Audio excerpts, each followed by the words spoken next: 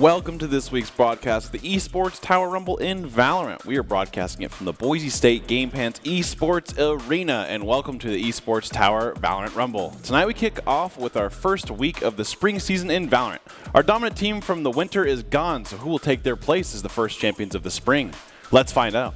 I am your host, Brandon Red Hots Koziancic, and joining me to call the action today is Greg Old Soul Smith. And Greg, I just want to say this is the first week we are on the new patch. So that means changes. First, changes. Astra, bad. Astra is now gone, kind of. But for the most part, we have Brim and Omen, which are very cool agents as well. And they've also changed it so Breeze, the yellow, I guess, tin area, or people would call it just yellow a lot of the time, is changed. So it's kind of this one long thing. But overall, what are your kind of thoughts on the agent changes? On agent changes, Epic likes to call, this, Riot likes to call this the controller update. I really like that. It really changes the dynamic of your team picks, not character-wise, but just like value-wise. I agree. And I think the biggest thing here is that it's nice to kind of just, change things up. I mean, obviously, when you see the same thing every week, it kind of gets old, and you're kind of like, okay, well, now we're going to play slow with Astra. But now we can see some really cool things. Brim's stim is actually probably one of the coolest changes they've made. You throw a stim down, and not only does it give you basically enhanced fire rate, it makes it go really fast. So that's really fun. And as we can see, the bracket today is just a 4 bracket with the semifinals of the Everest versus the Infernos and the Landslides versus, it's the first round, is the Everest versus the Infernos and Landslides versus Quakes. And the first game will be the Everest versus Infernos. And the Droughts are gone this week, so that means that there will be a new spring season, champion in a sense. So that'll be really fun. Obviously, it's a new patch as well. First round, whoever makes this will go to the grand finals, actually. So it'll be hyped to see. I'm really excited for this week. Like I said, I cannot say that enough, that the new agent changes are quite fun.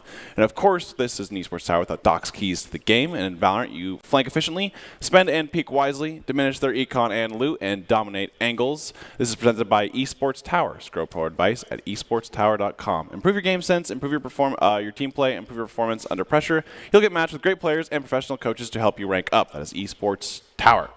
And so now we'll get slowly into the game. The first map will be on Ascent, which is kind of one of my favorite maps. I don't know about you, Greg, but not my favorite to play on, but we've seen some really good content on this recently. Yeah, absolutely. And I think it's just really fun to kind of see how teams kind of approach it more or less. And it's always fun to kind of see that going. So we'll kick off week 1 of the spring with Everest taking on the Infernos. The Infernos were the only team besides the Drought to win a Rumble in the winter. And can they claim the top spot this week? So pretty interested to see about that. And obviously, I don't think we've seen too much of the Everest, but you never know when kind of people are lurking in the shadows and stuff like that. That's true. They've definitely still been getting their practice time in, so I'd like to see them come back strong. And practice is also a thing that I think people don't really talk about too much, or not enough at least, is because you can practice, I mean, theoretically, you could practice every day of the week, and you could lose to a team who practices 1 to 2 times a week. And I think the biggest thing is getting efficiency out of your practice. Yeah. Like, sometimes people just play practice as if they're playing like a game of competitive or something like that, and like they need to win the practice or scrim. But it's just like any sport. Like, practice isn't passive, and you can't just go to games that are smaller games to practice. There has to be drills. You have to grind the aim labs. You got to get in scrims with teams where they say, okay, we're only hitting B because our A hits are strong, but B isn't, and such on. There's lots of things that a team has to focus on. You can't just go it alone. Absolutely, and so right away we can see that the Everest actually opt for the Brimstone, whereas the Infernos kind of opt for that Omen. I think this is going to be we're see quite a bit with not really the same controller, because with these controllers it takes a lot of comfort. Omen kind of is that more, I guess, stylistic controller where you can have a lot of outplays, or you can be a little cheeky with your movements, and a lot of Omens can do that. And Pebble, especially as a player in the past, has kind of been that player who played a lot of Astra, and I bet he's really excited to show off his Omen. I'm sure he is. And I like that we're starting to see Chamber as just a staple. Yeah, absolutely. I think Chamber is really cool. He's not ever overpicked, but he's not neglected either. Absolutely. And I think just his utility in general is really cool. I've seen a lot of cool shots with the Sheriff. For some reason, Chamber players with their Sheriff is actually just insane. Yeah, they're unhinged with that. Yeah, absolutely. So we're going to see kind of a full B commit here. With almost all 5 of them. One just kind of watching gate, but kind of leaving at this point. They're looking for a 5 kind of man rush here soon. Yep. I don't see a lot of utility to poke in. It looks like they're considering it, but they've already been kind of smoked back there. So that means they'll really have to have a rush play style once the timer ticks down, because our defenders here are kind of taking a back seat. They're not really aggressing. Yeah, the thing is here. They actually did get the trap kind of procced, so they do know they're there. But I don't know if they know if Mo's there as well. Jake gets one. Oh, unfortunately, Mo kind of misses that there, but Connect does get the double kill, so it is a 4v3 here for Side Infernos. And she did get super crowded there, though, so information is kind of out. I'm surprised as Killjoy, yeah, there we are, is rotating totally over and ready to set up camp there because the information is just on the Everest side. Absolutely. We're going to see them kind of take on site here, and seems like they're to clear it. Nothing there too much. There's a lot of people lit. Like Brimstone is lit on the Everest side. Inferno's Pebble does get taken down by Ganyu, which is a great shot there. Oh, it does have the spike actually.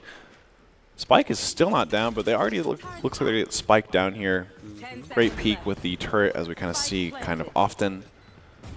Still 3v3 at the end of the day, though. Siege gets one. Ooh, Rainbow gets another one on the Ganyu. He's going to have to close it in all by themselves, but they know where he's at. They can just keep him in guarding here. Just getting pressed up on. They see that shoulder. Ooh, yep. Ooh. That was a good technical play there, knowing to walk slow when you have the angle advantage. Keep that in mind. Doc, maybe suggest that later. Absolutely. I think the Everest actually had a really good flank there. The unfortunate thing was Chambers' trip was right there, so they actually caught him. Because I think, honestly, a lot of times, if you don't know they're there, even if you do check it, people kind of holding that corner is obviously take at least one for the most part. It's a real cavity. It's like worse than Seaside on Haven, honestly. Yeah, I agree. So, I like how the Everests are taking a very backseat feel to this. At least they were last turn. It looks like they will be this time. No one is aggressing mid. Like, they're nowhere near the door. They're okay to play out of market. Yeah, I also just like how Everest kind of just honed in on the Infernos. Like, they did a good job, but they just didn't execute well, I guess. Yeah, it's like, it came to gunplay, but overall it was a great strat of just kind of, they know everyone's at B, they've seen 4, they know that there's at least a 5th, let's just flank, kind of hold them there, but got seen on the trap. We're going to see some Omen smoke, I believe. V-Spice kind of holding this angle. It doesn't look like, Everest are more so on a save now, so. Which is standard. When you lose that first round, it's obviously that you're most likely just going to full save. Looks like Pryor's kind of just going into the old CT. V-Spicy with some jump right clicks. Forcing to go down to Kinetic with the Spectres. Found them. Killed my bot. Infernos are really going with a herd mentality here. It's been kind of full push, except for this little standalone here in the middle, which is very profitable. Kinetic taking out Jake, going in for another one. Wow. Yeah, I actually really like Inferno's kind of approach here. They're more so like they'll posture like they're going to rush, throw some util, get some util out of it, of course, and then they'll just kind of almost like migrate to another site as 5 together. Like they kind of like postured B, and then they kind of get utility, and then they go all the way through mid, and then all the way to A. And then we're kind of see this posture towards A little bit.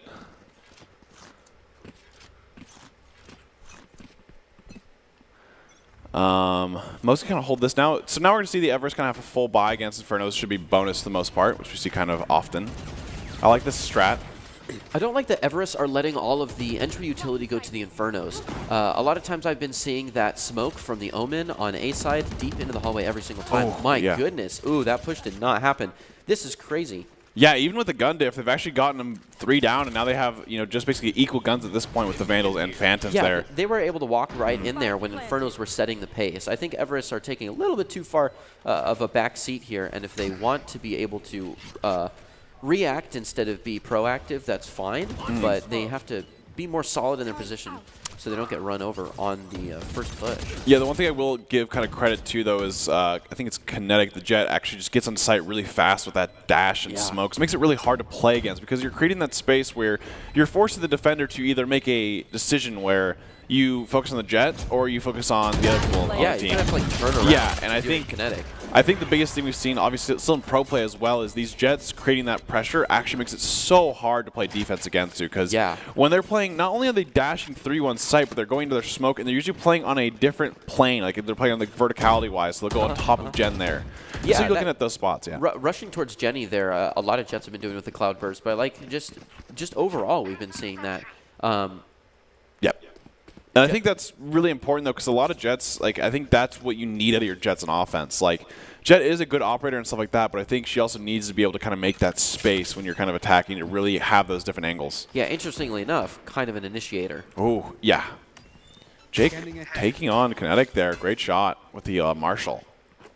Marshall shots definitely feel quite good. Yeah, that's pretty huge because Kinetic now has their ult ready, as well as Chamber, and we actually see the knives out now on Everest's side. Yep, and I liked seeing those knives. Like I said, I think we've talked about in the past. Like I think holding ults is sometimes really bad there. Yeah, so it can be, especially when you have the ult. Oh my goodness! Good try there. Unfortunately, misses. I think they have 2 knives left. They have 1. Okay, big reset if they do get it, but we'll see. Spicy kind of holding this mid down for the most part.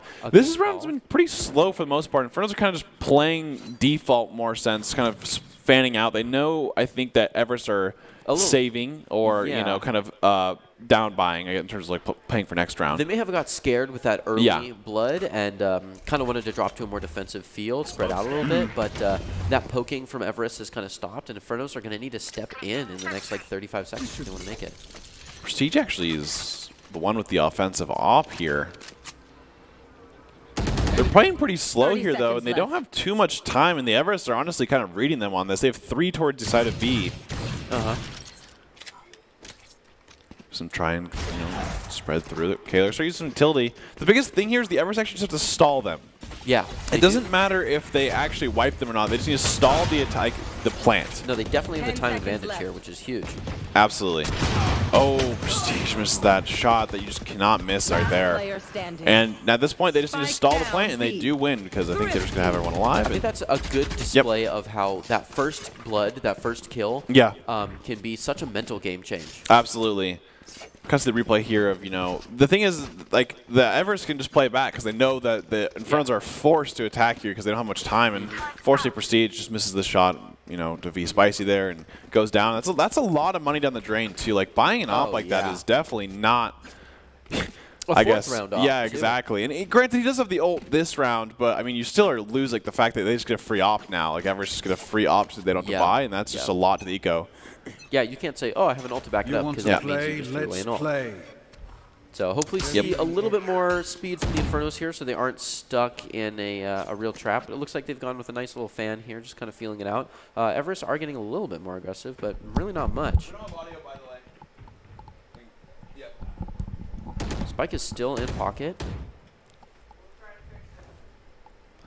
They are really just hanging back. It's nice and slow here. Yeah, I think the Infernos had a pretty good, I guess, like, plan at first, but it seems like this time they're kind of just waiting to see if Everest are going to make a move, and Everest are really not budging here. Which is good. Which is good, exactly. It shows discipline. It shows that, Everest are not afraid. They don't have the, the player that's just like, well, let me pop off a little bit. Let me get that double. Just kind of hold that area. Jake's kind of holding that gate area with an op that Pebble might kind of peek into any second here. Pebble is definitely considering it. He might be scooting in now. He might see, ooh, going for the garden. Yeah, he's probably just smoke there. Yep. Arena's seen it. They're moving back. Oh, Jake, unfortunately, not looking there. Oh, my goodness. Pebble going crazy. He's going to move right in. Oh, great blind. And he gets recon darted, too. Goodness. Wow. Some great utility usage from the Infernos here, and they're going to take site just like that. Oh, that is crazy. I don't think all the waiting was necessary, but when they moved, they did well. Well, it's a 4 HP here, so just anything can really take him down at any point here. Enemy tag. Great tags here from the recon drone, getting some great utility out of it, at least some information as well. Seriously, I think he saw 2, if not 3. I don't know if he peeked that last one in garden. Dargig. Not reveal anyone, actually. Yeah, it was a nice lineup, but I think if you understand the lineups, the placement is good, too. That shot didn't do much either. Mogany Killer's huge because he actually gets to reset all of his HP, but Kinetic has a great shot onto him. Oh, my goodness. Milk and Ganyu absolutely just playing this heaven here, ready to move into Spike. Only 1 in hell, but not a match. Could be sticking. He's got the lineup. A good shot. Oh, great double shot. That's Pryor. No way, that is huge. Well played.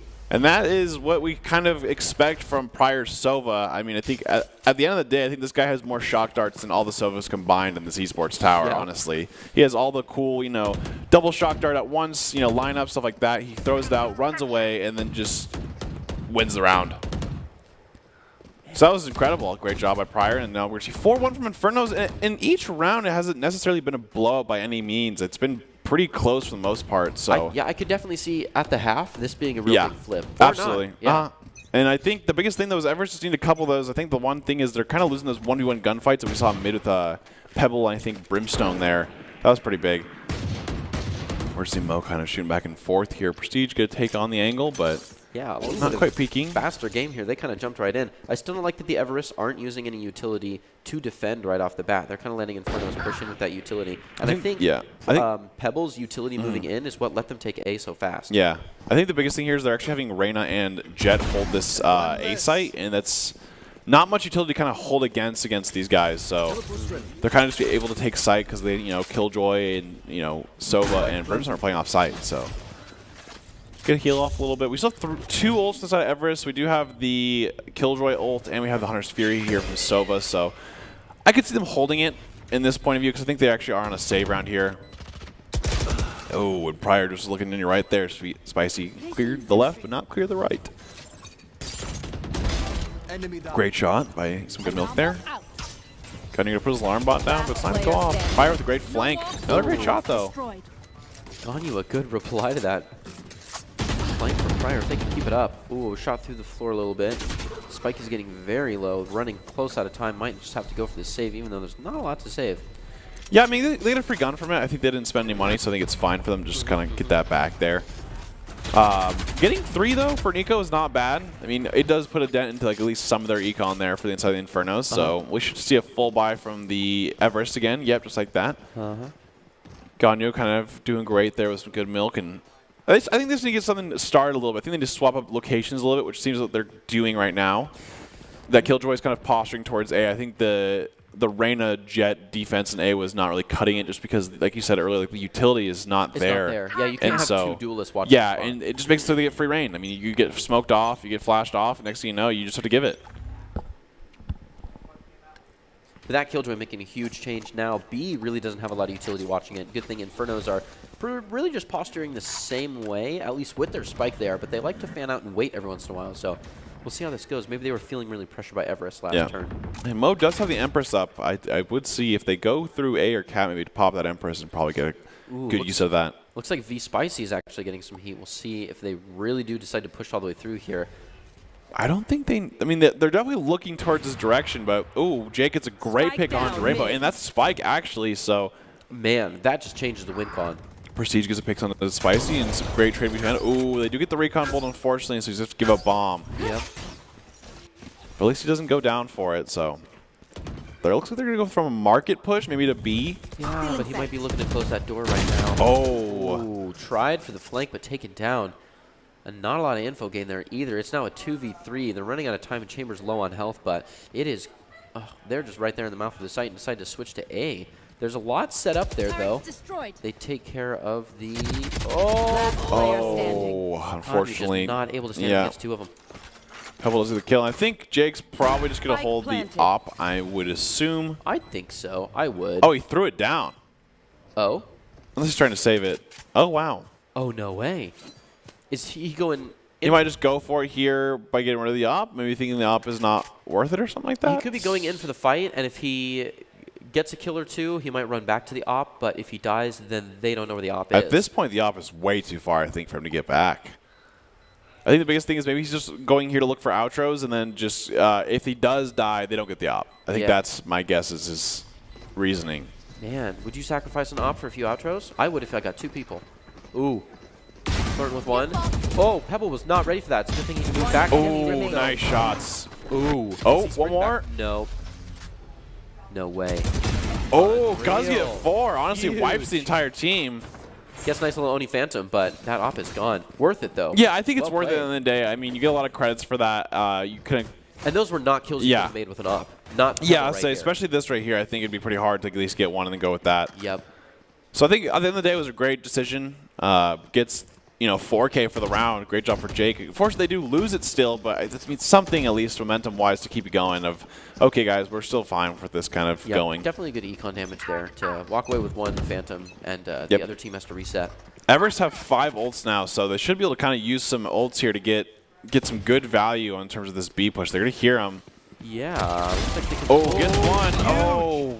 1 and a bit of damage. Yeah. Definitely slowed him down, though. The Brim ult is available. I'd love to see them used if they're kind of caught in this little corridor here. Such of the move. But unfortunately, Spicy is going to hold it. Spike down B. Okay. Empress is still going. I'd like to see that. Oh, great shot by Connect, though. Unfortunately, Mo was actually blinded there. Ooh, Very narrow. Great shot. Oh, One my enemy goodness. remaining. So the scary thing about that Killjoy ult is you actually can spray through that wall there and just Yeah, go. I don't like that positioning. But they, yep. Oh, One enemy remaining. yep. Okay, 1-on-1 here though. And Spike is down. Kinetic is quite low though. She is, but she has playing for time. All Kinetic has to do is keep making Pros more no fake. noise and distraction. Oh, great job by Ganyo there. It was really close, and Everest are going to take this round. That was looking like it was kind of going to be an Inferno's round, I'm not going to lie there, with kind of how they took sight and stuff like that, but Everest played a great retake there and got everything they needed, honestly. Excellently done. All right, let's see if they rinse and repeat and try B again or A. Yep, some great ult usage by Everest there. We still have the Brim and Hunter's Fury. Orbital Strike and Hunter's Fury there, and those are two really big ults. I think especially for defense, the one thing that I guess Sovas can do especially is just rip those ults kind of off the get-go once you understand where they are. Especially if they go A here, Sova ult can kind of just clear that entire row there. Oh yeah, I'm kind of surprised we didn't get to see that Brim ult because they knew that they had to be behind that smoke. I'd also like to see, honestly, like, almost like a Hunter's Fury and Orbital Strike kind of combo, just because like they're forced one way. Yes. Yeah, oh, there's prior ult. Yep, he does take down Spicy. That is the offensive ult here. It's a great start. That's what they need. They do have the Brim ult still, so I think they're just waiting maybe for... Oh, he's gone. My bad. Yeah. I think, though, if he ever sees like 2 or 3 faces at a time, he's looking for a chance. Oh, great job on Prestige there. Another one. Gets another one. Yep. Huge value. One enemy remaining. We might catch this third right here, right outside his eye. Not Oh, quite. Mo. Goes down. Very winnable. 1v2 is Reyna. Yeah, Leers are coming out. Verticality has been used up. Just looking for one in hell and one behind Jenny. After that plant's gone down, he knows that one is going to be back there, especially with that paranoia. He's safe here for a second. Now he's got all the information. Mo is ready to take this on. He's just going to jump and try to get a 1v1 here. Oh, he just shoot. Well, the shoot to mask the jump is huge. Okay, the Jet actually right clicks there. Goodness. Great dismiss.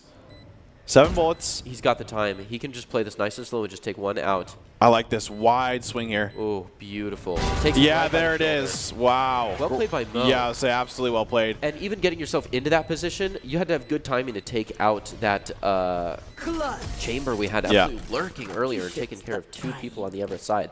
I also think Mo had a great bait here. I mean, he just kind of went down and just shot once. That's all it took to get Kinetic's full knives. Yep. He just literally insta-peeked it, right-clicked, and just didn't have anything. I think it's a great job by Mo there, just kind of understanding what kind of is needed to win the round there.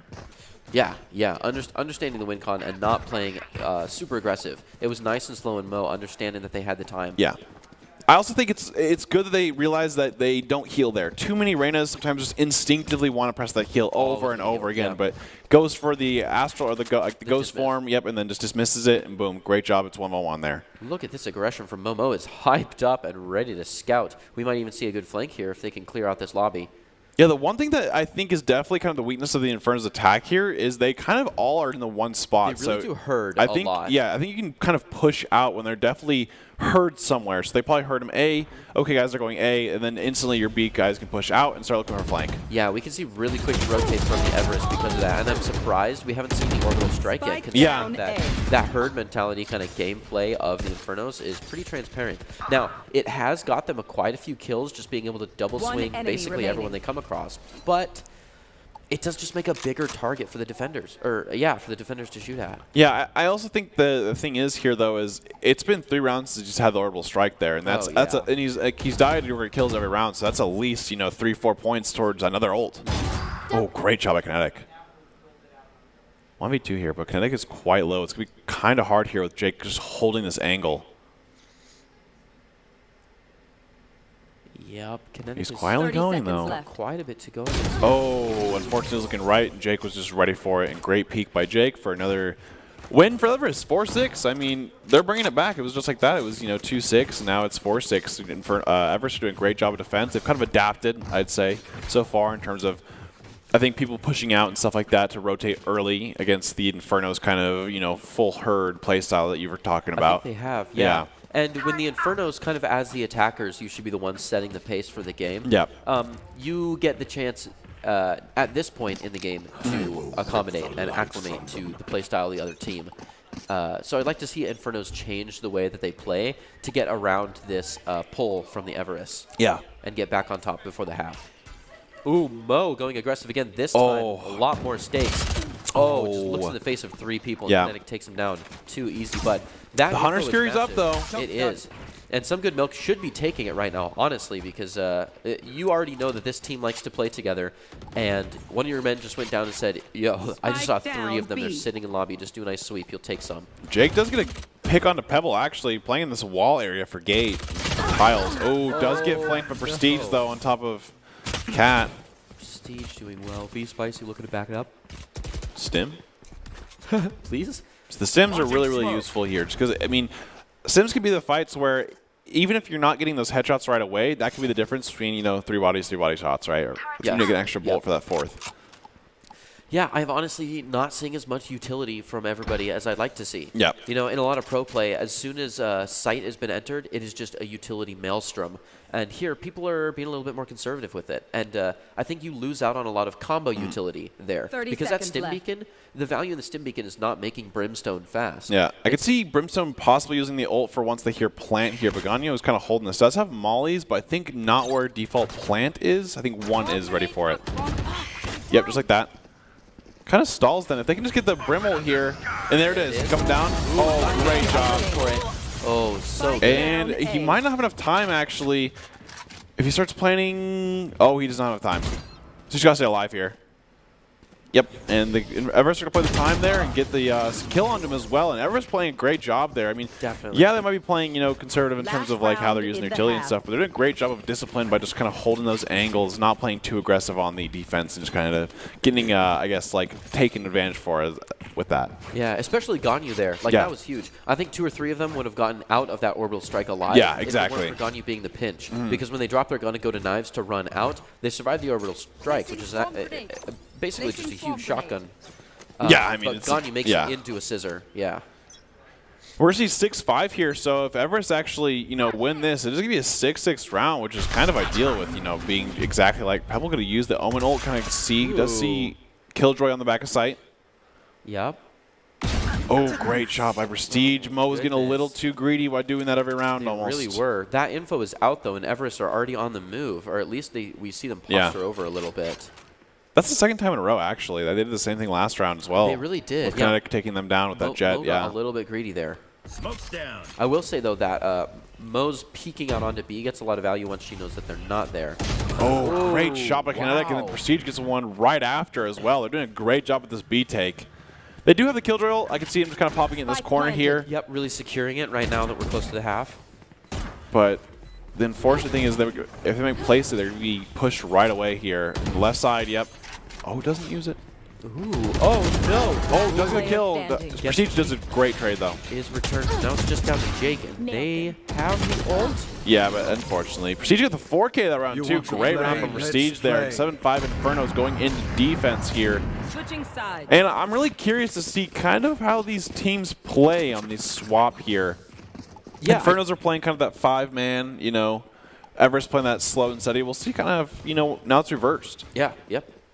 Anything, you know, you're kind of looking forward to or, you know, hoping these teams kind of looking at right now? More utility, and I don't like this herd kind of pushing. Yeah. I want at least someone watching the back, because otherwise, when the other team picks up on it, flanks just come too well. I think that one lurker is definitely needed sometimes, especially with the Killjoy and offense and stuff like that. They do a great job of kind of just lurking through mid and playing that slow and stuff like that. Ooh, should be a cool lineup here from Some Good Milk. We do love some Sova lineups. They're always fun to watch and enjoy. Almost as good as Viper lineups. They're better. Oh, that's a great tree. That's a sneaky one. Yeah, they don't even look for it. Double darts back and forth here. Goodness, an aggressive take there. Already on site and clearing out boats. Prior goes down. They just own this place. Only a tiny bit of damage onto Arena, which basically doesn't count. And they've already got 1.5 down on the Infernos. Infernos are just kind of blocked outside here. That's a great take by Jake there, just dashing through, instantly getting the side there, making so. Oh, Prestige gets some good milk on the left side, trying to be a little cheeky there, but gets him down. Oh, Sky Flash. Oh, great molly there, getting like 2 of them right there at least, forcing them one way. Man, Infernos have to move back over, and again, this just push together, win together mindset as they are mollied off on one side, they all decide to go to the other, and they're just taking out one at a time because of it. 3v1 now. Connect quite low, and V-Spice great headshot, and Everest are going to take the first round of attack. A lot of ghosts going on, but most likely they should be buying. I'm guessing they're probably going to buy up to Spectres and stuff like that of that nature. Typical second round. Yeah. It's always really important to kind of win that second round when you have the huge advantage of just being able to force buy Spectres and stuff like that comparatively to Classics. And secure the bonus after the force. Spectres, Ghosts, Sheriff, the like. And we're going to see just Classic for one of the Infernos, just, full save. I thought at first they were kind of be cheeky and try to stack sight. I do like the stack kind of ecos when you have the defense there. Here. Whereas the Inferno's just kind of holding it here. Everest are pushing. Great job by just spraying. Whoa! Oh, whoa! Connecting with the info really kind of peeked in there. Yeah, got a little saucy. Sending the Owl Drone in now. A good call. They've already got quite a bit of utility down now to hold that and really push this Inferno right off into the back. And man, they are playing after. I do love the aggression from Mo. They're already set up for the post-plant scenario. Spike is down, looking up to take some people out.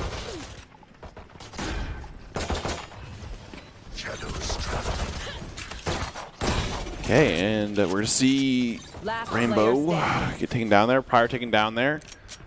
Sorry, it was loud. Ooh, Jake could take down Pebble as well, and that's kind of what you kind of expect in terms of a bonus round for the most part, or the buy-up round after you win, and now this should be the bonus round actually. Sure. So we saw the Spectres kind of just taking sight there. Nothing the Infernos can really do there. We're going to see the Vandals and Phantoms come from the Infernos now, so this is going to be a big round in terms of the Everest's opportunity here. If Everest even get, I would say 3 is actually huge there, because by the time they actually buy, their Infernos are going to be kind of down a little bit in eco.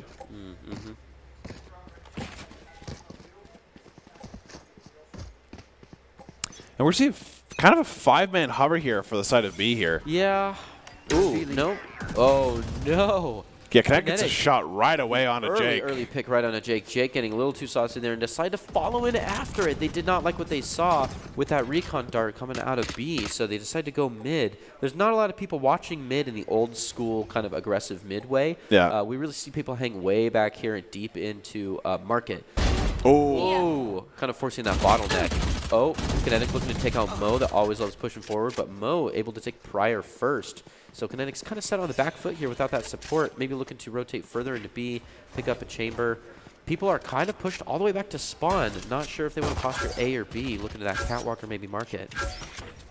Absolutely. They're kind of slowly playing here. Yeah, it doesn't look like Spike really knows either. They're just going to take the path of least resistance. Mo, wow. Hungry for more, eats the lead from bullets, or eats the lead from Pebble.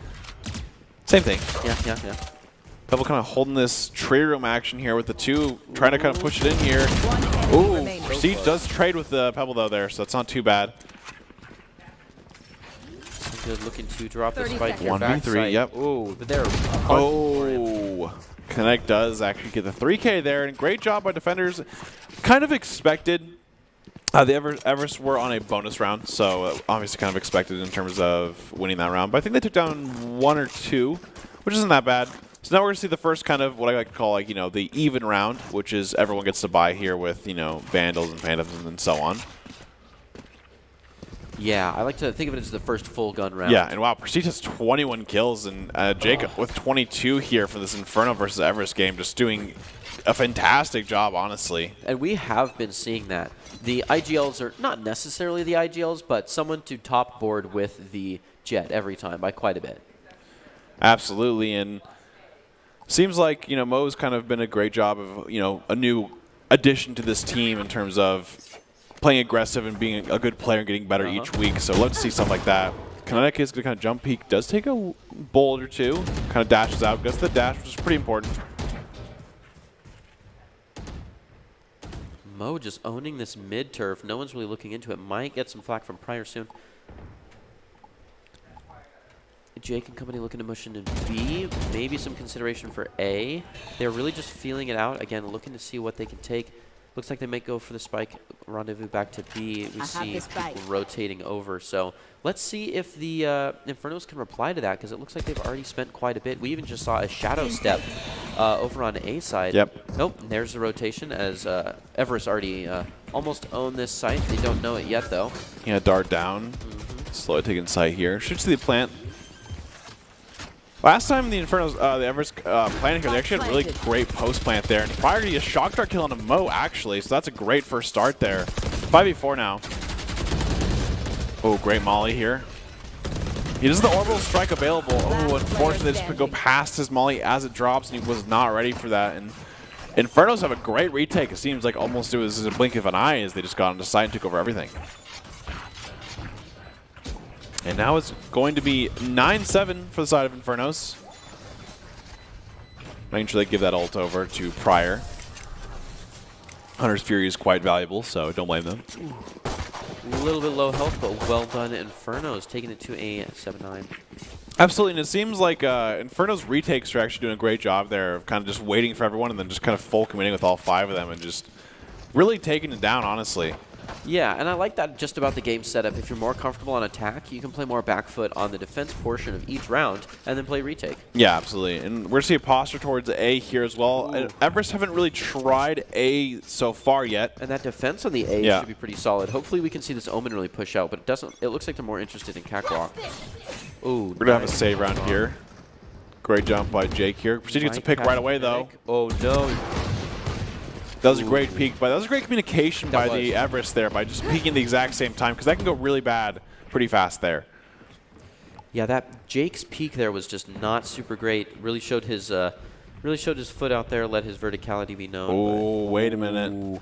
This is a tricky situation. There's no way they're going to check this spot. Doesn't look like they're interested in moving through, though, and I wouldn't either. That is a dangerous game to play. Maybe they're going back to it. They said, maybe. No. Looks but like it seems that it should go right back to A, actually, and I love this. And we see this a lot more in Pro as well, where they all flee the scene loud and then walk back up into it, the old re-hit. So looks like Pebble might be ready for that. And they walked all the way there, too. Oh, and a great smoke. Oh, they're going to walk out here. Goodness, Pebble with a great one right through the smoke, looking to get some more. Although, you know, the door is down now. They do have sight completed here. The only thing that's available is the Omen ult, which actually still has a bit of utility chance here. Pryor gets a kill on Nagano, so that means the Killjoy utility is down now. Gets one. Oh, actually doesn't get one. I think he just barely missed or just barely missed the head there. And Inferno's another great retake. Granted, the Everest did eco there, but Everest eco hopefully will bring them this next round because they are falling behind with a 7-10. So this round coming up here is actually be pretty crucial to their actual, I'd say, winning chances. I think next round's a big round because they have enough money, and they just need to save up for the next round and hopefully can win that full buy round so they can get something going here. No, we're definitely into end game feel as soon as someone gets 10 points or there's a spread of like 3 points here. Yeah. A Series B posture, I'd like to see a really aggressive push considering that there is no utility here on B until that Sova starts to push. So. Oh, great dart. He doesn't even know where it is. Yeah, well done. Oh, great shot into Jake, though. And easy shot to the wall. Oh, great flash. Actually, does just take one down, though, at least. Going to take Rainbow down. Not quite able to take any, but... we have 4 ults for the side of Infernos this time now. Massive. Getting that Hunter's Fury down is actually huge here, so that means they can't actually clear out boat. Oh, nice shock dart. Oh, huge blind opportunity here. This is a great paranoia. He blinded pretty much all 3 of them, I believe. Oh, doesn't see a whole lot. That paranoia was not super utilized. That was a really great flash, too. Kinetic just pulling out boats here. Yep. A great lineup. Still a 2v3. Oh, right before they were able to get that kill. And that's what we're kind of saying here. Everest needed to kind of get this thing going here as well with their guns, so them having a full buy round. Losing only 2 as well, so they should be able to kind of fork over maybe the credits to fund the last 2 here. Or the ultimate econ. We see 3v4 ultimates in the bank. And taking out the right ones on the Inferno side would give you a huge leg up by using any of those ultimates. Orbital Strike would be huge against the defending side, considering how fast we've seen rotations and what a style of retake they're looking to hold. So I could see them getting caught up in the back somewhere and just taking out with the Orbital Strike. I also think getting this over there, like a Pryor especially, just making it so he can't just clear that boat for free there is huge, because then you just don't have to, you can hold your spots, you get to hold them as well, and you have the Brim ult as well. Especially considering how comfortable Pryor is with the map. Oh, here it is. Throws one. Oh, does barely miss the second one, and I think the third one he just kind of ripped it the other way, but really close to getting that one there. Interesting pull right there, bringing us to a 3-3 on Ultimate Economy. We didn't get very much out of that. I'll say, now with the Hunter's Fury being gone, actually, means Everest can actually Killjoy ult here and take it without having to worry about anything to take it down. They're actually ulting to bait B. No way. That is huge. Oh, the push is beautiful. We've seen this before, too, and it's just a great idea. We see the spike already at B. Now they can start going. The only problem here is they have to make sure they can stall long enough for their team to get there. They do have the orbital strike. I think you can use it just to stall here. Oh my goodness, Paranoia is already out, and that's the problem with the Killjoy ult is that once you put it down, it's a low timer. So you have to start pushing immediately. Empress ult is propped, which I do like. I think it's a really good opportunity for Empress here to kind of have ready for the resets. Oh, Pebble is get some good milk down. Gets one. Great reset. Another one. Mo doing great. They had the site oh my split gosh. in half there, and the pinch was beautiful. They let the defenders have like B lobby, B main. Yeah. But man, from market and from the gate and from the back, from boats, they were already all like holding the site. So that Empress just really locked down, and they were able to take that no problem, bringing us to a 9-10. And the thing is, with the Everest rotation kind of being played there, the Infernos don't know how many people are in sight. So it's not that they're just going to just instantly rush 5 people in sight because they know there's only 2, because they don't know that. Right. They only know that, you know, they're on B site, and okay, maybe Killjoy might be late for the rotate, but they don't know about the others. And so I think it's a great job of kind of forcing that. We're see the knives pop from Kinetic here. Oh, they did see 1 or 2, I think, yeah. Yep. Which is nice. They don't really like that. They're all pushing right back to B. And it's great that these teams, especially both teams, were only on the offense here. You've kind of seen it from both teams here. Not really forced to commit here. They'll get a little bit of utility. They'll rotate out. They might look for an opportunity to see if they have, an opening there, or maybe a site, a way to sight. And if they don't see it, they'll just rotate again. They're definitely comfortable with poking and rotating. And I think if you don't have a strong connection in your team or a strong IGL, that can't happen. Prestige to get a kill onto Jake. That's just what they needed to kind of get things going here. Inferno still have the Seekers out as well as the Omen ult, but the Omen ult's kind of, you got to just kind of make a good use for it. You have to make an opportunity for that. Oh, Mo is actually going to see the Omen. Doesn't peek, though. Okay. Oh, wow. Ooh, Mo under serious fire, looking to just run out. And those Seekers are coming out. Ooh, almost great utility onto Mo with those Seekers, but it's not quite there. Mo looking to get these knives out of the way. Ooh, that right click is just dumped. Last player standing. 1v3 here. Going in for the defuse. Prestige taking it early. Mo is just held out by utility here and not a lot to save. Gets a free gun, but man, only 2 people taken down. Yeah, but we're going to see the score, 11-9 here. Inferno's kind of getting that round back. I think Everest should be able to buy they should. They have most of everyone buying. They're going to have the operator from Jake, or from Kinetic, actually, for the defense here, as well as one from Jake. So we're seeing kind of an operator battle going back and forth here, and they're actually going to be peeking the exact same spot. So if this isn't an ego battle, I don't know what it is. Nothing better than losing, winning that operator battle against the other Jet. Okay, they're both peeking here. They both kind of shots go out. They miss. Sound rings. Yeah, Jake makes a call, which is a good call here to just give that up because Kinetic actually has the advantage once you miss those first shots. Yep. Mo with the aggression moving in. We start to see Kinetic pushing way back, trying to get back on his site. Got to break the glass for it. Now, the one thing that I guess Jet Ops do kind of take away is you either have to play really aggressive even with your secondary when you're getting on the site to kind of make that, I guess, spacing happen, or you kind of have to just play that more defensive and look for a pick the other way. It really, the nice thing about a Jet is its versatility and mobility, and once you choose the op, you lock yourself down in more. Oh, and Jake gets Kinetic actually with the operator. Great trade there. With a good assist from their Sova. Oh, just barely sees that beanie. Jake might be able to take this one. Oh, he doesn't know they're Paranoia. I don't think he saw him from the flank, though. Ooh, a close Oh my gosh, he there. almost just got him. That's crazy. Spike down. Traded 1 for 2, but they were actually still down 1. Prestige has a great flank here. They have no idea he's here. Oh, but good milk. Out of it. Yeah. Man, that's tragic. Oh, goodness. They've just got Some one good left. milk really saved that round right there. Not ready for it. Yeah. They're already pacing, looking for him. Contact's been made. Even Oh, if he gets dinks it. kill. Great shot from underneath there by Jake.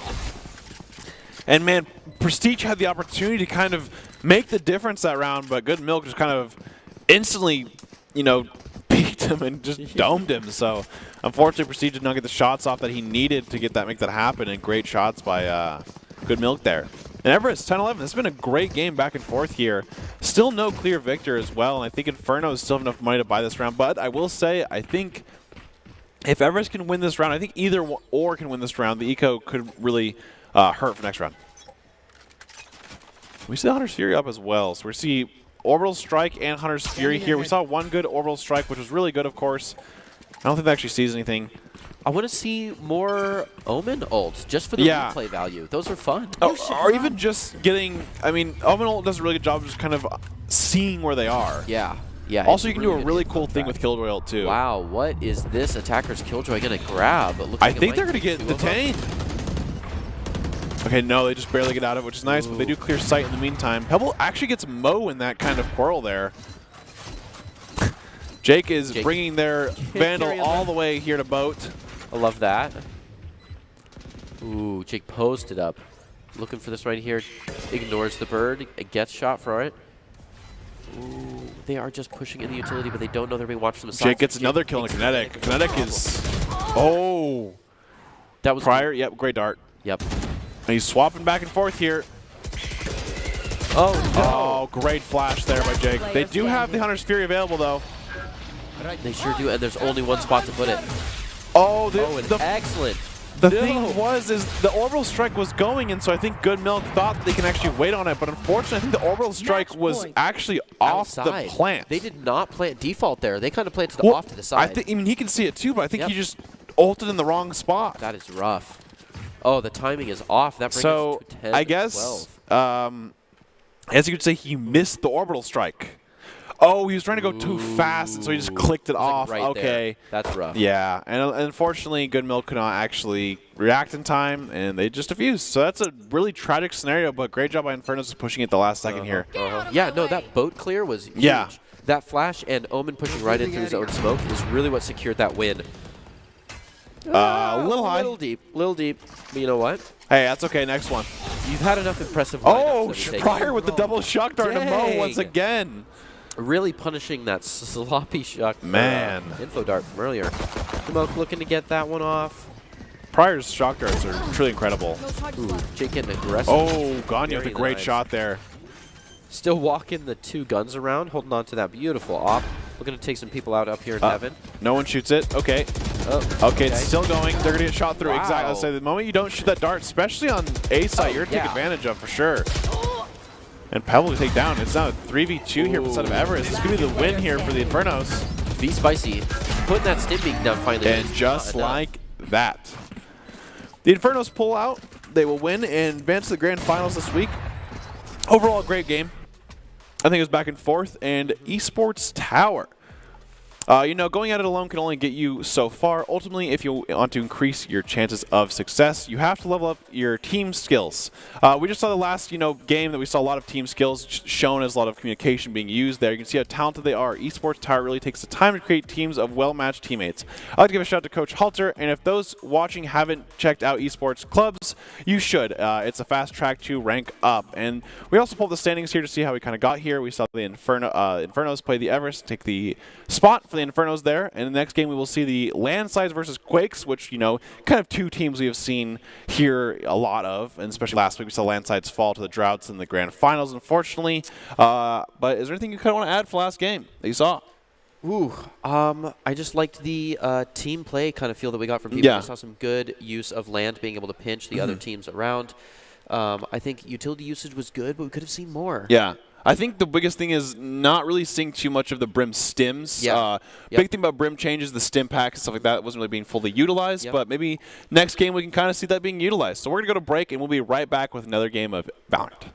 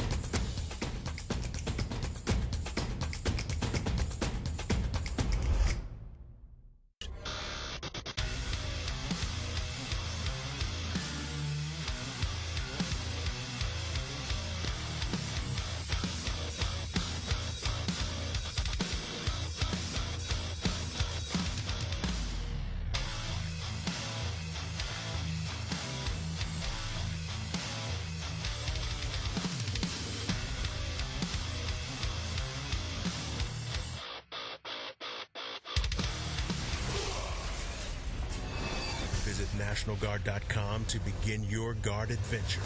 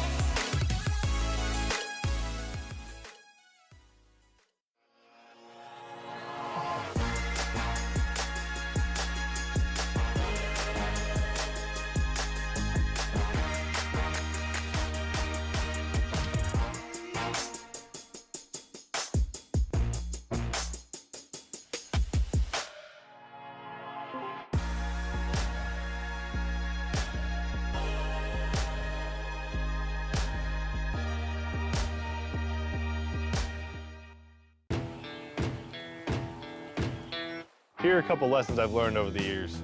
Friendships come in all shapes and sizes. And always buckle up.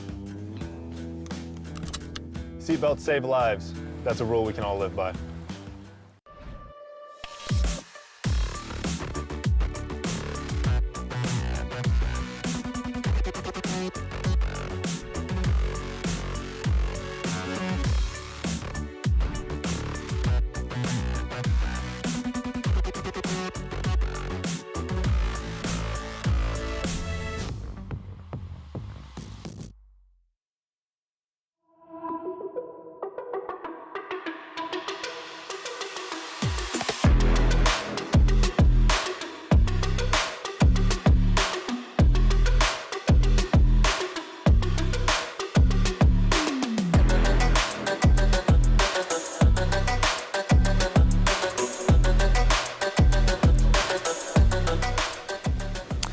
Welcome back to this week's broadcast of the Esports Tower Rumble in Valorant. We are broadcasting it from the Boise State Game Pants Esports Arena, and welcome to the Esports Tower Spring Rumble Week 1.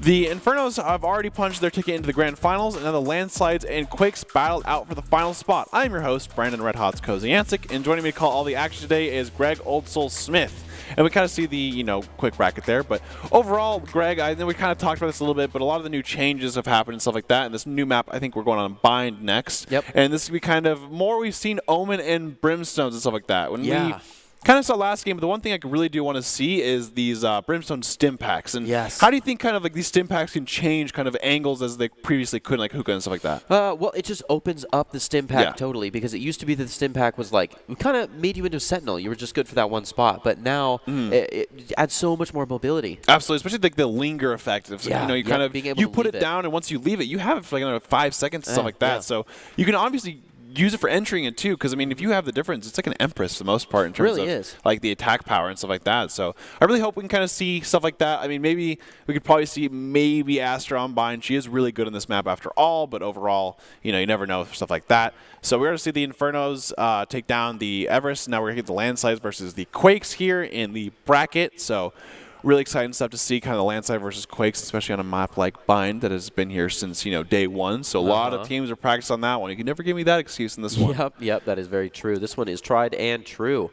Absolutely here, and I think overall, I really do kind of like seeing these new agent picks and stuff like that. I know with Bind, people kind of usually go all over the place with their agent picks. They can. And I mean, especially with these changes, it's kind of going to be interesting to see. Sometimes we've kind of seen with the almost double controllers, we've seen a lot of like Astra Vipers, because Viper has so much utility in this map, and just different duels, stuff like that. We've seen Raze. Like, Raze is a really good pick on this map. Honestly, I'd love to see some Neon, but I don't think people are too comfortable with that. We've been pushing for Neon for so long. And I think Neon does a great job of kind of, on this map, we did actually see, like, people might say, oh, well, we haven't seen too much Neon and stuff like that, but she was picked one game in pro play, so that's pretty cool, at least to kind of get that thing going. I think her ability to rotate so fast. And also, Yoru on this map is kind of a consideration with this TP being able to hold two sites at once. Yeah, the trickiness with the TP. Speaking of which, Omen. Absolutely. Omen is huge again, which I'm so happy right, for. yeah. And, because this is such a beta map, people are already comfortable playing on Omen. Just old school players are. So I think he'll reintegrate pretty well onto maps like this. Absolutely. And I think the biggest thing is obviously one of the biggest tricks in the book here is the fake Omen TP where you jump in, cue your TP, your shadow step, and then get out of there. So always love seeing stuff like that. And we saw the Yoru hovered for a second, but it was not locked in. They're also hovering a Phoenix, so don't get too excited. I mean, we have seen Phoenix kind of using this map with his ability to ult through TPs and stuff like that to trade or get something like that. I mean, granted, you never know and stuff like that with the Astra being hovered. But, I think Astra, like we said before, the pre-match here is Astra's still good in this map.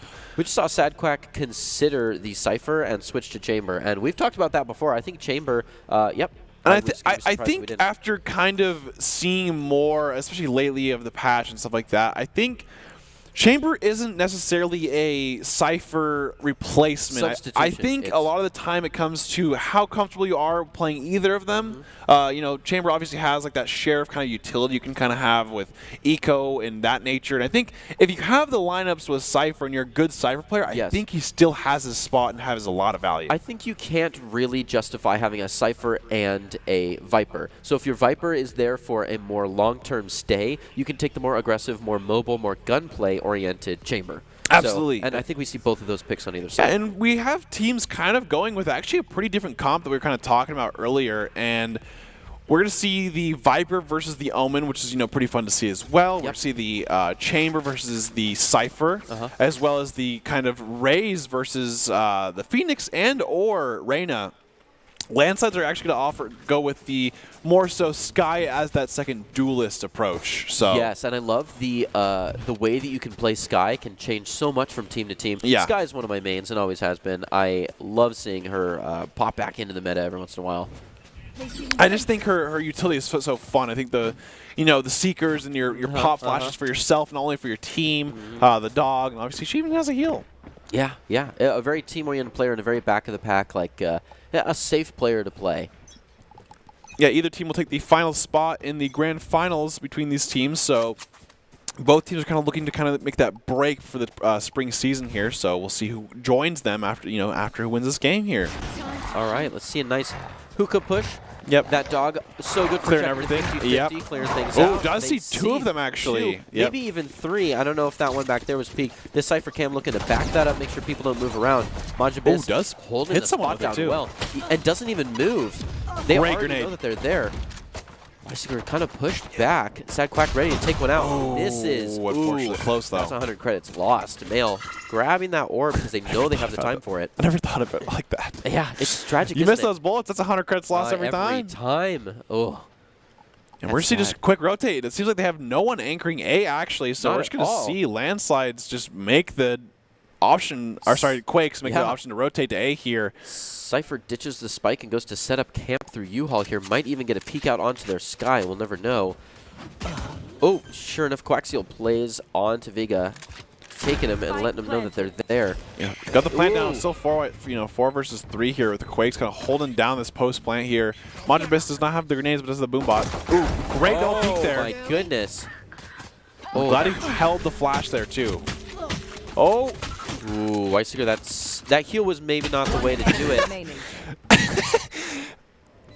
They really braved the storm they really went for that heal, but you took all the damage you just healed and probably more. Yeah, and I don't like using that heal as a... Oh, great shot, though. Doesn't matter. Nice. That aim was great. Sunny Lee, distract us from that that dangerous heal. And Quakes actually did a pretty good job there. They do take 3 down and get plant down, so potentially have enough money to force, but at the end of the day, I think it's just principle that you're most likely just going to kind of buy down, play for next round, have that save, and just play for next round overall. Yeah, and I mean... It just means you have utility. You can buy stuff like a Frenzy or things like that this round, and I think it's still worth to have a full utility next round, whereas, it really is. Yeah, the landslides are... Your utility is what makes your comp special, and it's where each person drives out, what it means to be them and their play style, and that's what you have special from the other team. Yep. And we're going to see kind of, like I said, Quakes kind of having that full save here. Landslides buying the classic, Spectres with an Ares here and there. Okay. The same holds all into B. They decide to not go in with an Initiator. Instead, just throw Weisiger up. having trouble with this. Okay, turret did 40 damage. Turret, yeah. Looking to push the Leer in. Ooh, sad that kind of cross holding this. spray Yeah. is ready. Yeah, they're watching Garden. They just kind of went up for the orb and are now rotating back to get a full push through Hookah. Tracker looking to play around, maybe catch one of this off on A. They know they got the rotate last time, so they're not comfortable all moving over to one side yet until they at least see Spike and maybe take a couple kills, and I like that from the landslides. Ooh. Tucker making a lot of noise, kind of playing sloppy, gets Coaxial out. Some shots from the Ares. I do love the Ares on Sky. I think especially holding this A with the Ares is really good because you can kind of spray through that box as well. And now they're take 3 down here for the side of Quakes.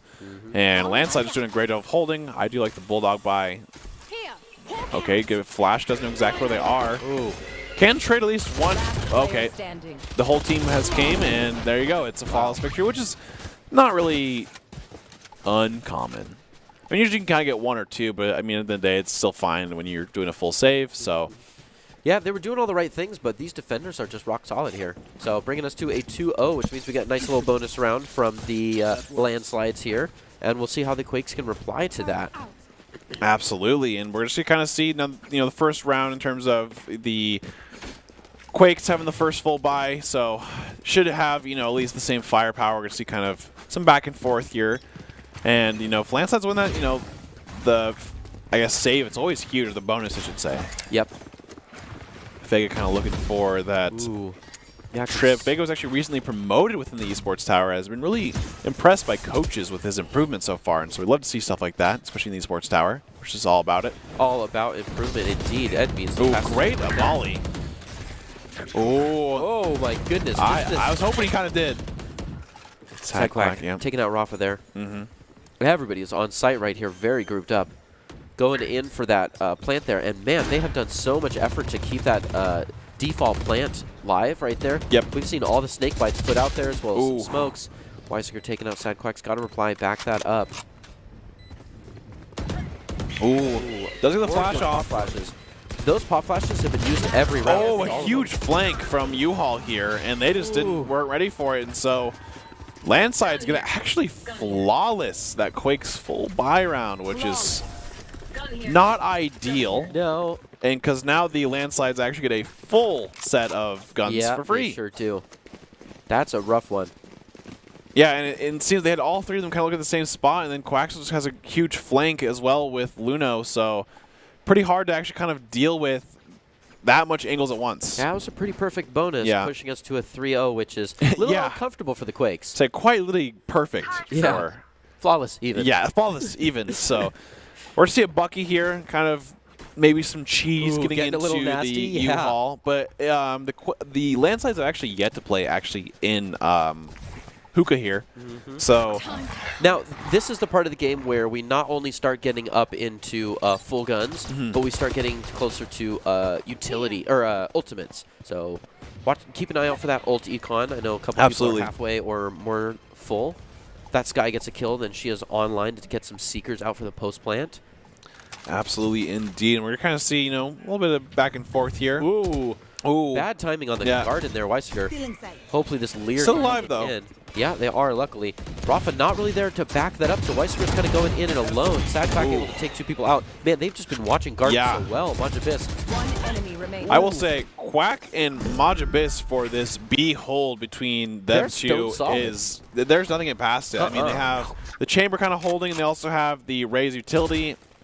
And it seems like Quakes really have no answer to this. I mean, it's really hard with, their cross angle, and it looks like they have really good communication kind of synergy there on the side of there. It just got a little bit worse for them as Tour de Force is now online. As a defender who already has a 4-round history of just absolutely blocking any beat push, that's huge. I'm surprised they don't have someone watching the other side. And in fact, it looks like he might be posted up in heaven for this one. Could be setting up a nice little teleportation piece here. That's always fun. Love that. And the Quakes have a full buy here. At this point, I think the Quakes really do need a round here to kind of get something going. Even if not just for moral's sake. Yeah, exactly. I mean, 4-0 right off the bat, that's rough. And if you go down 5-0, you have to save again. So it's definitely, you don't want to do that again. And then you're just 1 point away from losing any chance to advantage in the half. Absolutely. We're going to see kind of a default here from the Quakes. They decided that, hey, let's just kind of look for picks, see what we can find, and then go from there.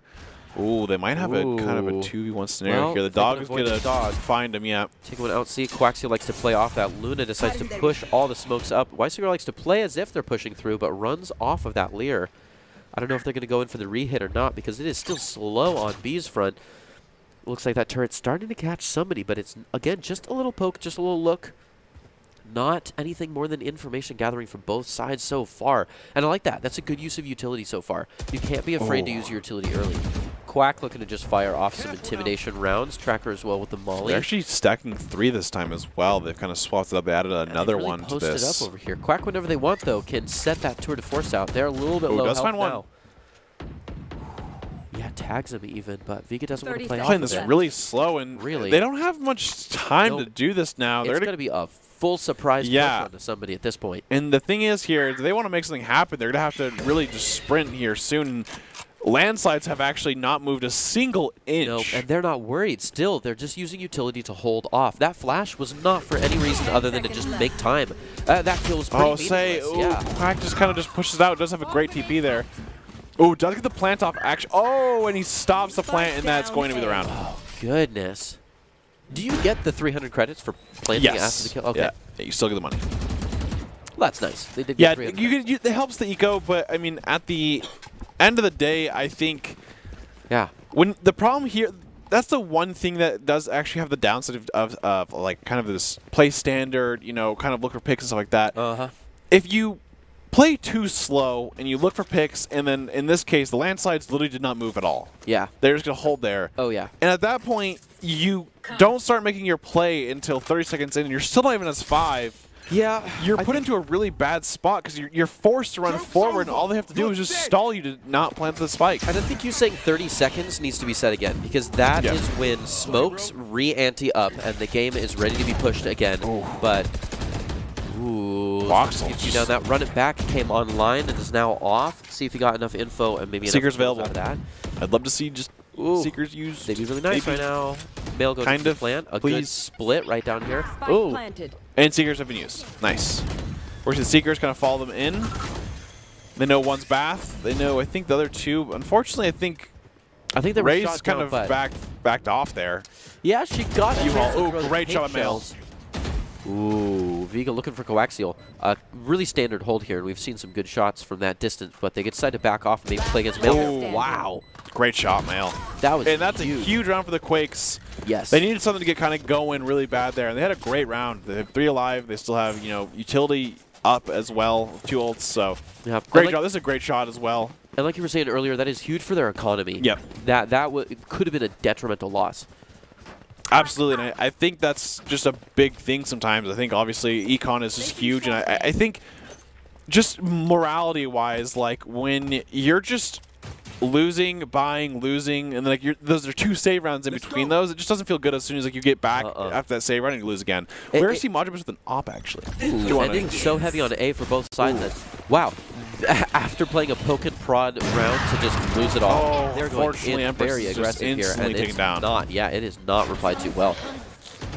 Quaxial looking to just aggress on Vega here.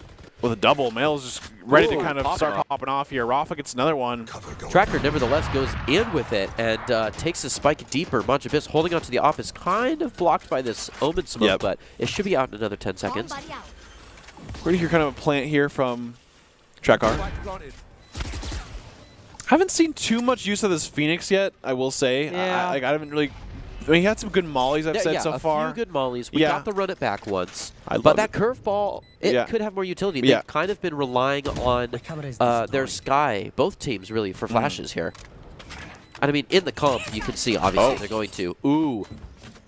That was an interesting place to pull that. I probably would have waited until it was a little closer, but... He's got time. Ooh, the double satchel looking for something impressive, but it's not the right spot. Ooh.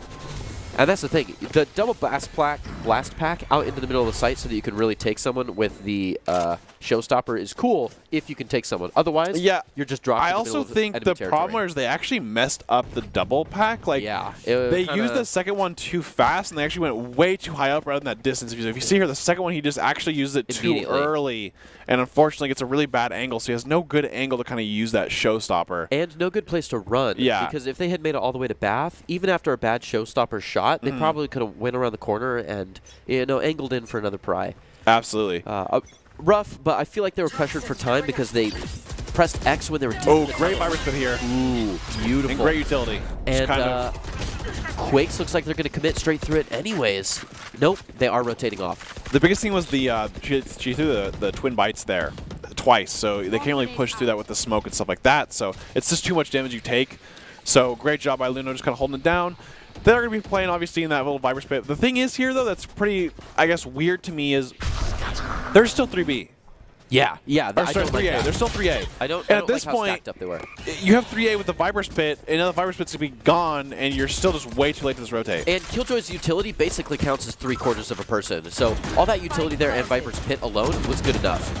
But because of that slow rotation, we see that Quakes are able to just totally take the site, and all they have to do is push off this back wall here, taking 2 down. And a third, that gets all the ults off the landslides. Some great shots. Does actually get Majabis, I think, a little low. Yeah, it is pretty low. Yep. And they totally know where these last 2 are, but landslides don't quite have good nade here. Oh, great bounce, but unfortunately there's no one actually there. Yeah, but on the refrag, it's good spend of time. Ooh, great job by Luno there. 2v2 here. Way too close. Majabis has got to play like a madman to get in here. They don't know Vega. Great wide swing. Oh, gets 2 with Vega. Great job. And that was a rough one because I think both were on screen the whole time they were firing. So that was a good swap there. Really good try for the grenade. Unfortunately, there's no one really going to be playing right in the middle of, you know, I would say garden half the time. Yeah. So a great shock dart too, and Vega just playing this angle that no one really plays here. Just a great shot with, you know, that phantom. No, it's a good cheese spot there. And with its verticality too, I've definitely upset some people playing Omen right there. Yeah, and I think the biggest thing also is that's kind of one of those things where actually Phantom is really good there in terms of just having it. It's the right distance. And we're going to see one of my favorite Phantom skins actually, the Quick Pop. Now that's a huge paranoia right here because it totally eliminates this 50-50 issue. Doesn't look like they go for it. The problem is it doesn't get twice though.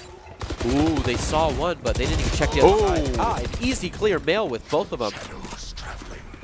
That paranoia coming out as a bait, and they are rotating back to A. Wow, what a prod. Everybody is rotating from the landslides over. That is an excellent poke there.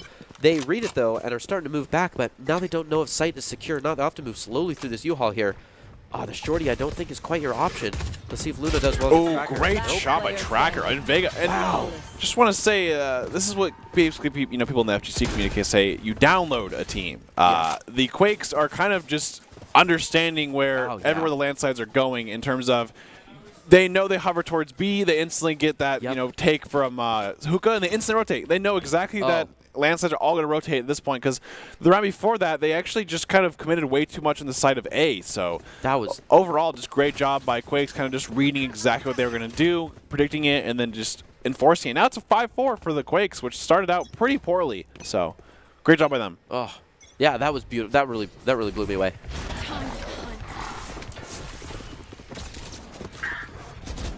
We're going to see kind of holding. Oh, Tracker is just going on a tear here with this Phoenix. His gunplay for all is just going crazy. That was great cooperation between the Viper and Tracker there.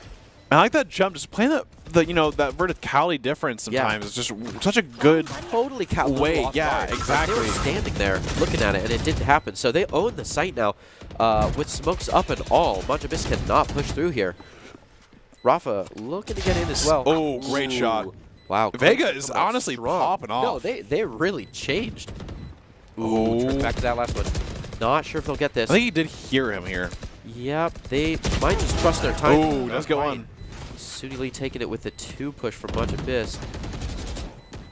But they just don't have time. This is another good win for the Quakes. Oh, great TP. Oh, go to the doesn't matter, Get out of there. Just 3 outros. Ooh. Oh, he's gone. And both of them take. Which is fine. That's old points. Old points for everybody. But I think for Lance, it's actually going to hurt them more. They do actually have more eco. or they don't have as much eco, whereas the Quakes are actually quite, have enough credits, more than enough at this point. But it seems like, I mean, Landsides are actually going with the Force on the second to last round instead of just kind of having that full buy for the last round. So I guess they've kind of decided that, okay, we're going to go with this kind of weird buy here, and then we'll just kind of force the last round and see what's left over. Which I don't particularly agree with, but I mean, I guess if that's what they think is kind of working like that, maybe it's just like, okay, they need to get something going, but Quakes have a very good chance of making it so it's 6-5 and them taking the first lead of the game here. They do have the run it back available as well. Yep. Yeah, I wanted to see some early ults. And now Seekers. Yep. Good. Seekers and the Phoenix ult, just a great job usage. Oh, and he doesn't get him, but really low now.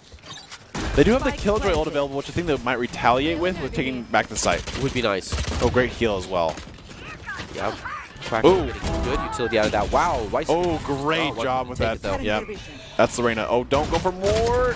Ooh. Okay, yep. That's enough. Yep. A little aggressive there. Yeah, you've got time. Ooh. Wow. Munchibus just did not have the lineup with the Marshall there. They could do it great here. They're maybe all peeking this too.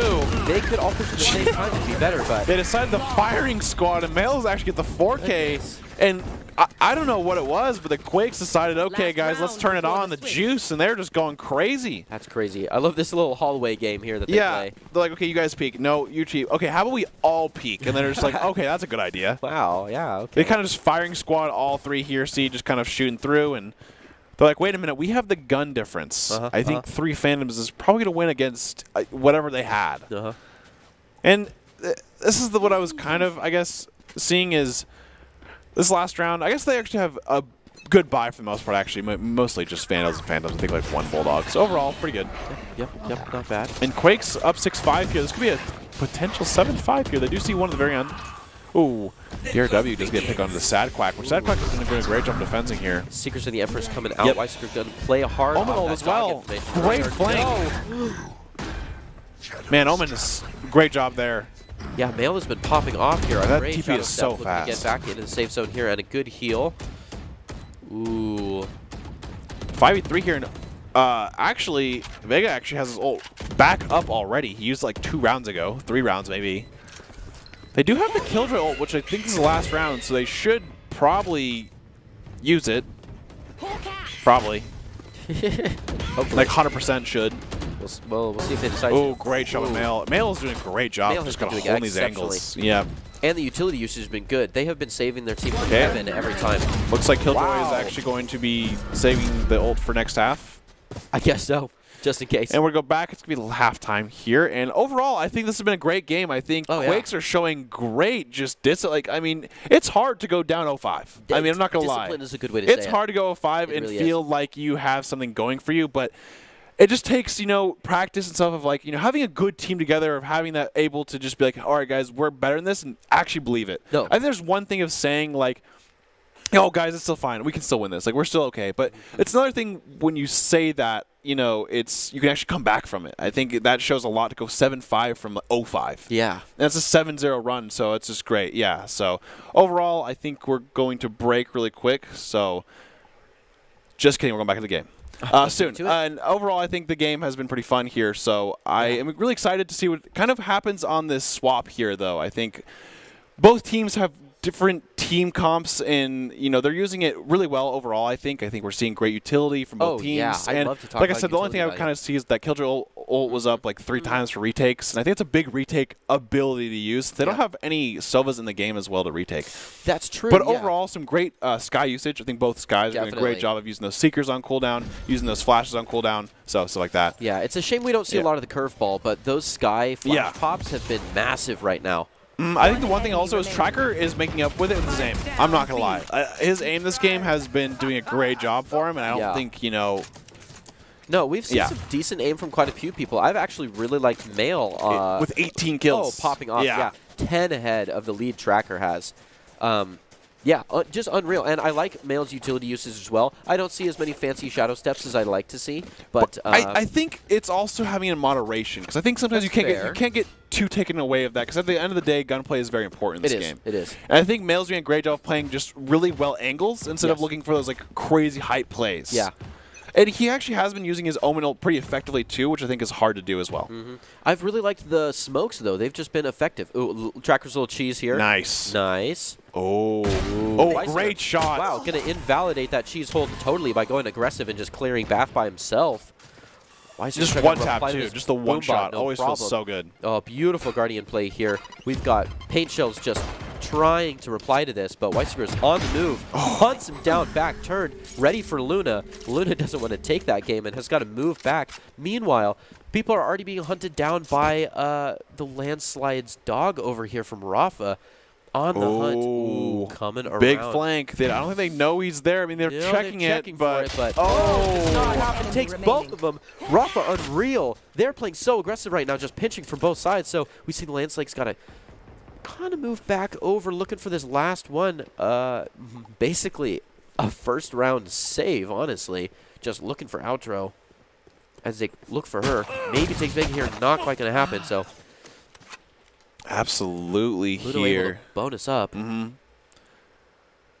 It's kind of Tracker kind of playing this, I guess, this lurk here, shooting a lot, but, you know, Landsides are still going to just take the win here, actually. Actually, no, it's Quakes. Quakes won that one. Yep. Quakes are up 9-5, I believe, now. Okay. Yeah, do not be fooled by the overlay. Yeah, unfortunately, is the Landsides actually are up at 9-5 now. And I think overall, Landside's just doing a great job of, you know, playing that utility, stuff like that, going with it. So, obviously, you're going to see a bonus now. So, this would be advantage towards the Landslides versus the Quakes here. Quakes are going to have, you know, the full buy here for the most part with these Vandals, Phantoms, and so on. Whereas the Landslides, they do have a Guardian, which is fun. They did a great job with the Guardian last round, so always fun to see. They're kind of playing slow, yeah. Again, with that pop flash. We just see the Landslides really playing aggressive here, and I think the Quakes realize that and have now gone with the fan, spike in pocket, just wait for the pokes first, see what happens. I think the Landslides are recognizing that that's the feel and are okay to understand the win con, not look for kills, play very deliberately. Absolutely here, and there should be kind of holding it back. Not too much, I guess, movement we've seen overall here. Playing a little default action. Yep, and like we said earlier, we like that for 30 seconds. Yeah, I'll say just make sure you have a plan at the end of the day. If you default and nothing's happening, you can't just be like, where do we go now? Yeah. Wow, a lot of hopping around just to play around, keep things exciting while they wait for Majabis to push in here. But ooh, some great jump peaks. Yeah. Weisiger with the Leer coming out. Sunny Lee can't push up onto that, so they kind of get pinned behind this box here. Wow. Oh, wow. Majabis takes an easy one. There's a G-spot, though. Ooh, do they know that the Phoenix has jumped up there? Not at all. It goes for a perfect head placement. Oh, it takes them right to the heart. Okay. A little bit of a team flash. Yeah. That's okay. That's right. No one was in bat anyway. Sometimes it just happens. Sometimes you just, bat your team. That's just, the price you got to play for a solid flash. Heckin' flash. Heckin' flash. Yep. Whoa, Quaxial here deep with the Wolf. Mail kind of turns the wrong way and gets pinched because of it, and Viper's walls are up, so they own the site here. Rafa's got to try to reply quick and take it back before that spike gets too defended, but it's not going to happen. They've got a lot to push into now. I think this has pretty much secured them to the point, honestly. Tracker kind of just sprang through that here. Oh, DRW is insane with his Guardian, by the way. He has just been one-tapping everyone. Rafa with the fake flash. Tracker taking this down here. Oh, Luno gets the flank on it. Yep, 1v2. And Luno's probably going to play discipline here. Yep, Rafa can go for the defuse if they want, but Luna is just waiting for him. Lets him get half, comes in. Oh, that was close. That was close, because I think if Luno actually loses that gun battle, Rafa's really close to defusing that. It's going to be really close, because he had like a half. He did have the half, but I don't think there was enough time anyways. I think it would have been really close. Get him off of the I mean, it might have been really close. Because that half is really not that long, so. It's not. I don't know, who knows, but they still ended up winning the round, so. Did well. Yeah, man, just having all that space and being able to pinch out Mail there and have the Viper wall up, that's, I think, just where it turned. Absolutely. We see the Landsides kind of defaulting a little bit once again. Or the Quakes, especially offensively, defaulting. Yeah, Landsides are playing a little aggressive, maybe poking around a tiny bit. They've set the Yeah, I mean, I think it's fine for the most part. We're see just healing, great healing there. A good call. Yep. Trekker using that Phoenix utility. I'd like to see that Phoenix wall get more utility, but that's all right. I think Phoenix wall is really hard. I think a lot of times Phoenixes end up just using that to heal anyways, because your Molly you don't really want to use to heal because it has so much value for clearing things. It really does. Especially on retakes. I did see him. I don't think he actually. Yeah, he didn't hit him with the actual dog itself, but they go with the Arcane Sheriff. Great one to see. And we're seeing Majabis. Yeah. The 50-50s, just making sure. Is hanging out in a wall bangable spot, but nobody's seen him. Ooh. Mail looking to do the taps. Just take care of things. Absolutely. He is playing against 3 in hookah, and there's not a lot helping him out. He did jumping to see that. Yeah, you does see 2 of them. Mail has been popping off here, so this is the person you don't want. Can spray through this wall, actually. It is a very sprayable wall. Yeah, but I think very wall bangable. I think the thing he's actually still thinking about, though, is there's multiple of them. Left. Ooh. No Rafa has a great crossfire there. Great job by his teammate to take. Beautifully done, yeah. That's just great teamwork. Quack. Oh, no. Luna got exposed Oh, there, but able to take him out. Your knife. Ooh. 10 seconds left. That's rough. I think they probably pressed like the Q thing where you go back to your last gun, like, weapon. Oh, gotcha. Goes to your knife. Oh, Gluno with some one-taps. Clutch. And Phoenix is Last long. player Okay. standing. Tracker gets both of them, but doesn't. It works out. We'll take those. 6-10. Great blind. Yep, 6-10 as well. I mean, Landsides have definitely kind of brought it back, and now I think it seems like their momentum is quite on their side. This was pretty good. Like I said, just having a great job of Rafa having Males back there at the crossfire. Nothing better than, seeing the second one come up and you have no bullets, and then your teammate helping you. You're like, hey, tragic. Thank you. Yep. Sad Quack does have the ultimate. I feel like we don't see enough people knifing this. Whoa, okay. Tracker takes immediately down.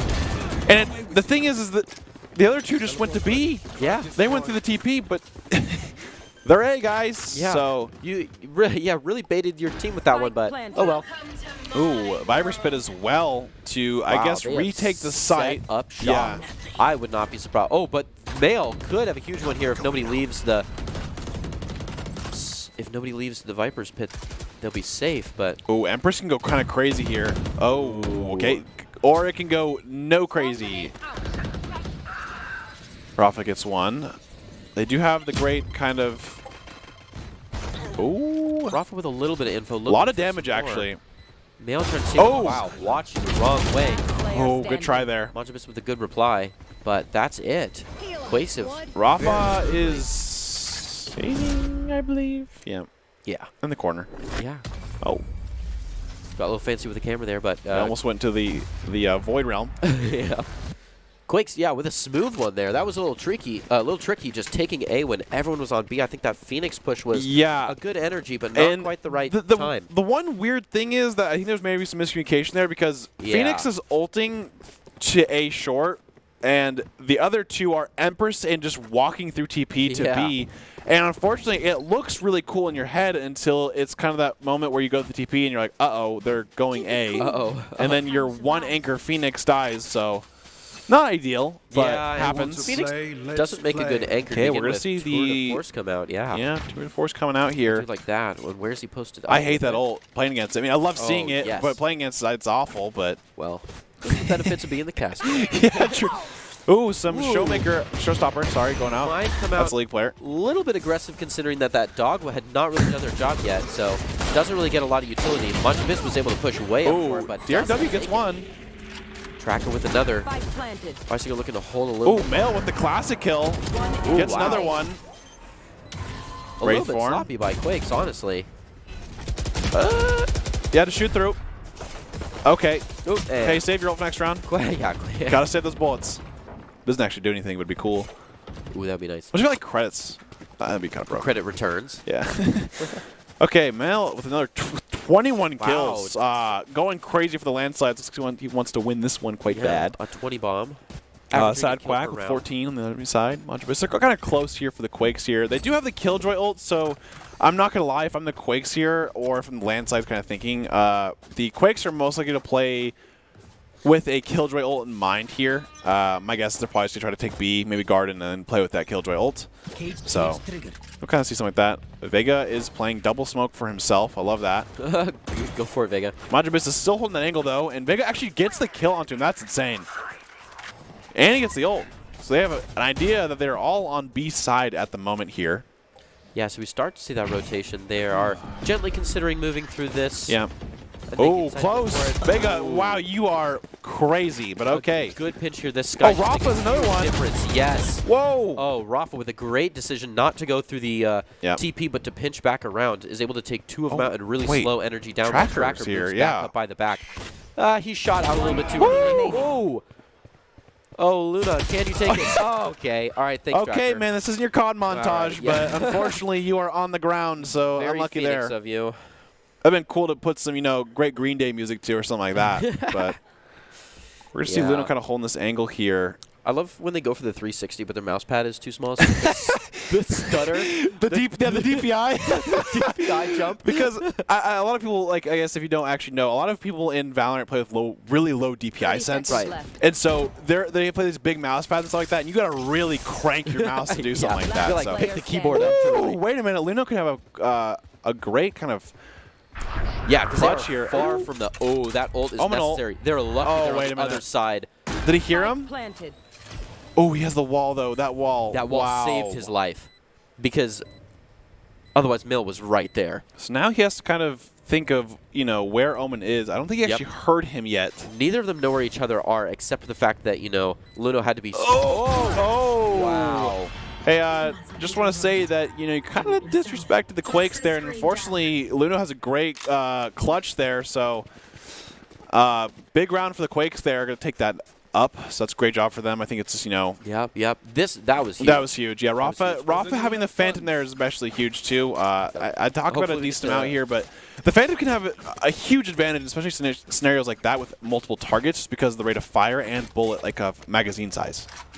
Because it actually has 5 extra bullets, and it fires faster. So, yeah.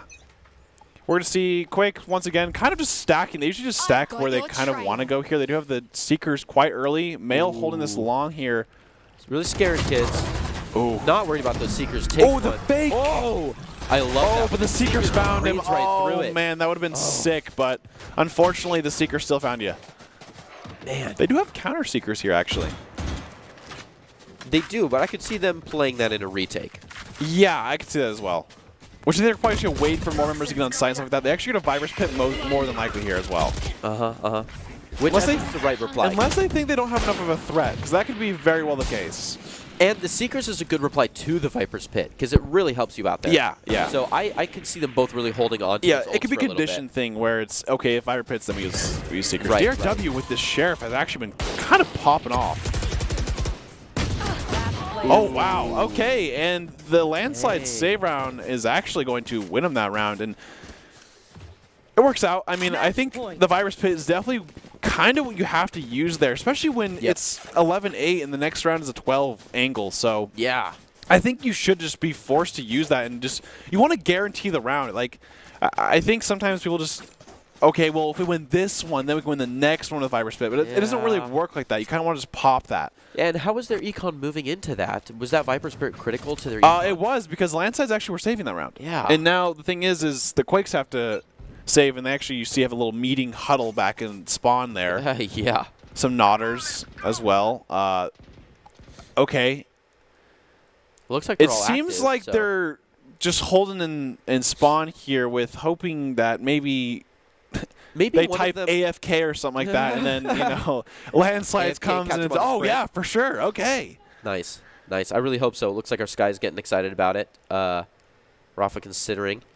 They may have just realized that they had some sick skins and are doing the old skin switcheroo, but the buy phase is over, guys. You got to get out there. Yeah, and you're going to see the AD guys just kind of going crazy here, holding these angles and just being able to stand still. Because I'm not glad I'm the same. All time if I'm just holding an angle and there's nothing happening, there's literally no noise anywhere. You're just you're going kind of bonkers a little bit, but We'll see what they do. Of course, the wait till 50 strat. Oh, I didn't think about that one. Oh, right. Yeah, I remember They count down. Yeah. Anomaly waited till 50 and won literally every game. So I mean, they don't know where they are, so except for Rafa's going to flank and probably kill 3 of them. Yeah, you've kind of given up all of the I like area. this play. I like this a lot. Real. Dude, and then backs off. So unfortunately, they didn't wait till 45 here. I think that was the problem, but worked out. We can Virus Pit. More. Luna could pop it right here. Rafa with the 3 kill, absolutely shut them down. And the landslides will actually advance to the grand finals to take on the Infernos, and Esports Tower want to be seen by expert college recruits, talk directly to esports industry insiders like pro athletes, team general managers, game producers, then join the club. Esports Tower's players get inside access to industry insights, and with our featured rumbles, recruiters are taking notice too. It's a great way to score exposure if you're looking to start your path to pro or land a collegiate scholarship. So check out esportstower.com.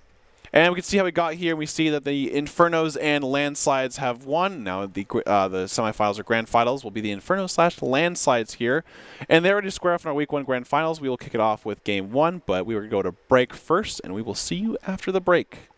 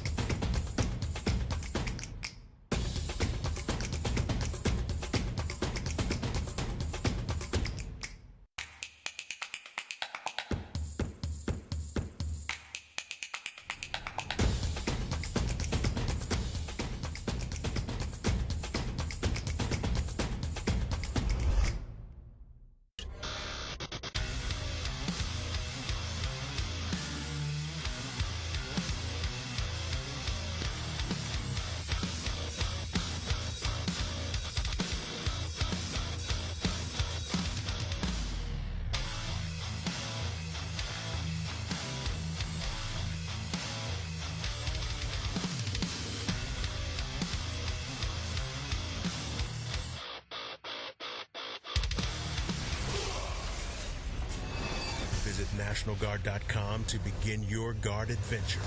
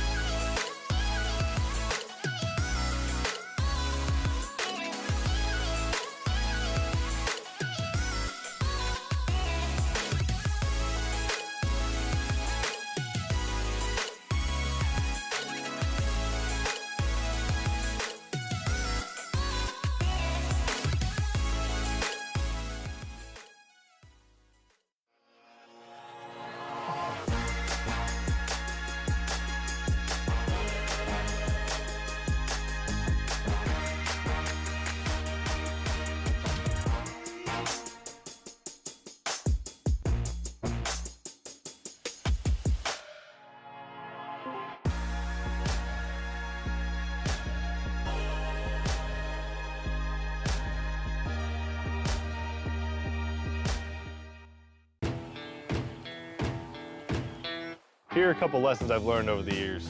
Friendships come in all shapes and sizes. And always buckle up. Seatbelts save lives. That's a rule we can all live by.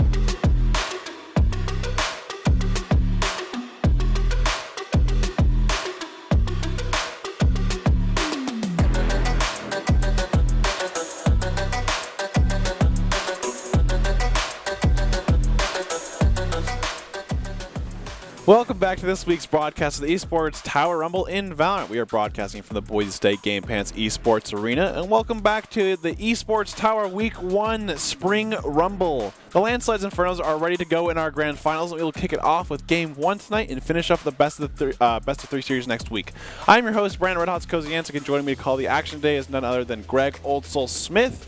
And the one thing that we, I guess, have been saying, especially during break here, is use your ults. Use your utility. When you see that bar there sit for like 3 or 4 rounds, you could have got it back again. Yeah. And I understand that you obviously should use it for good purposes, but sometimes you just got to rip it and let it go. Yep. And overall, I think this is going to be a great grand finals. We see the Landslides back at it again, and Infernos as well. We saw earlier have a great team. So love seeing that overall, and especially we're playing on Breeze, so another agent kind of difference here. I want to see KO is one thing I actually want to highlight this game. KO has a lot of value on this map just because the silencing on the utility makes it really hard to kind of use it in retaliation. Breeze is a very open map, and so if you can kind of just understand where they are in general, KO has a great job. So if we can look at the bracket, we can see that the Inferno beat the Everest, and Landslides beat the Quakes last game. And we see the Infernos versus Landslides, and should be great finals here in this game 1, especially being on Breeze. I love seeing Breeze. Yeah, and we talked about KO already. Viper is a must Viper's pick huge. Sure. Yeah, Chamber absolutely. is getting big on this, just considering that you have an open pocket all the time, that you use your ultimate at least. Also, his trips are really annoying on this map. Yeah, because you put him in those little bottleneck push points, all of a sudden you know so much more about the big area. Absolutely, especially if you flank, because if you have a flank on this map, it's probably huge. Oh, and there's so many more doorways, especially considering that metal tube. There's so many more entry points to every map. Oh, they actually did change this, by the way, with the new patch compared to the old patch. You'll see the crate there. I think it was actually 2 patches ago when they did this. But yeah, yellow, you just kind of see that it's just one kind of big straight thing now, and they also made the boxes. So we've had those changes in for a while, but it's always good to kind of reiterate. Yeah, highlight those and just kind of show it. Because Breeze is a very fun map overall. I think it's kind of grown as teams have played it more and gotten adapted more. And it's the one maps where people who love Vandals can say it's a Vandal map because it is quite long. And we're see Pebble hover over the KO and Viga, please. There's no way, but I'd love to see it. Well, I'd like to argue that for big map sizes, you need lots of mobility. Making my last one. Oh, there it is. So we're going to see our first neon of the Esports Tower, which is going to be really sick. By Vega, that's huge. We're going to see lots of screen time for that. That's also what we call the Riot Zero. If you guys didn't see the agent select, where 0 counts as 3 seconds for Riot time. So just understand that whenever you see 0, and you're like, well, why isn't it stopped? Because it's 3 seconds. Minimum. But yeah, we'll see that kind of going. We have pretty similar team comps for the most part, with a little kind of, iterations. There's lots of little substitutes, like we see that Reyna instead of the Jet, and we definitely see the old Cypher and Chamber trade-off. Otherwise, it's pretty similar. Viper is a must-play here. The KO is really nice, but the reply to that really, considering that we have both skies, which I think are huge on this map. Those pop flashes get so much value on big space. The reply to that KO is actually that neon. Kind of came out of pocket. Yeah, and the one thing I will say, though, is KO actually can really hinder these teams. So if you think about it from the side of Landslides have 3 ultimates that require them to actually have it out. The Neon ult, the Jet ult, and Chamber ult can actually all be neutralized with KO silence. And if you're kind of on a classic, spree or something like that, or you're only using it as util, as like a kind of econ thing, if you're stopped, you're useless. You're powerless. No, it is definitely a great econ. Not just utility there. The knives is all it takes. Okay, the knives going left, which I don't agree with at all, because no one's going to be there that fast, but and it gives it's a lot understandable. Of information about where he was when he threw it. But Rafa getting the dog in quick, kind of throws it right into his smoke. Interesting that Trekker's actually be the one playing the Viper, since his Phoenix was really good last round, but it must really just be a comfort thing where Vega has been really comfortable with the Neon, probably. Yeah, and it might be just that he's more of an old school player and is more comfortable with those, back when. Yeah. Back when Viper was good before she was bad.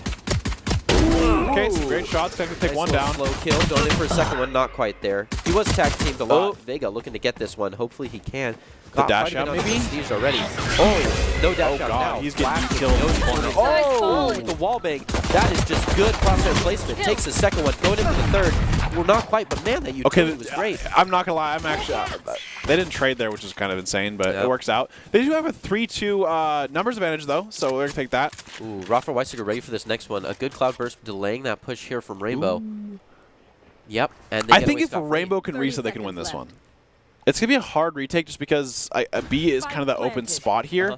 But Pryor is going to go for that pistol, which I think is a great idea. You want to make sure that you get that.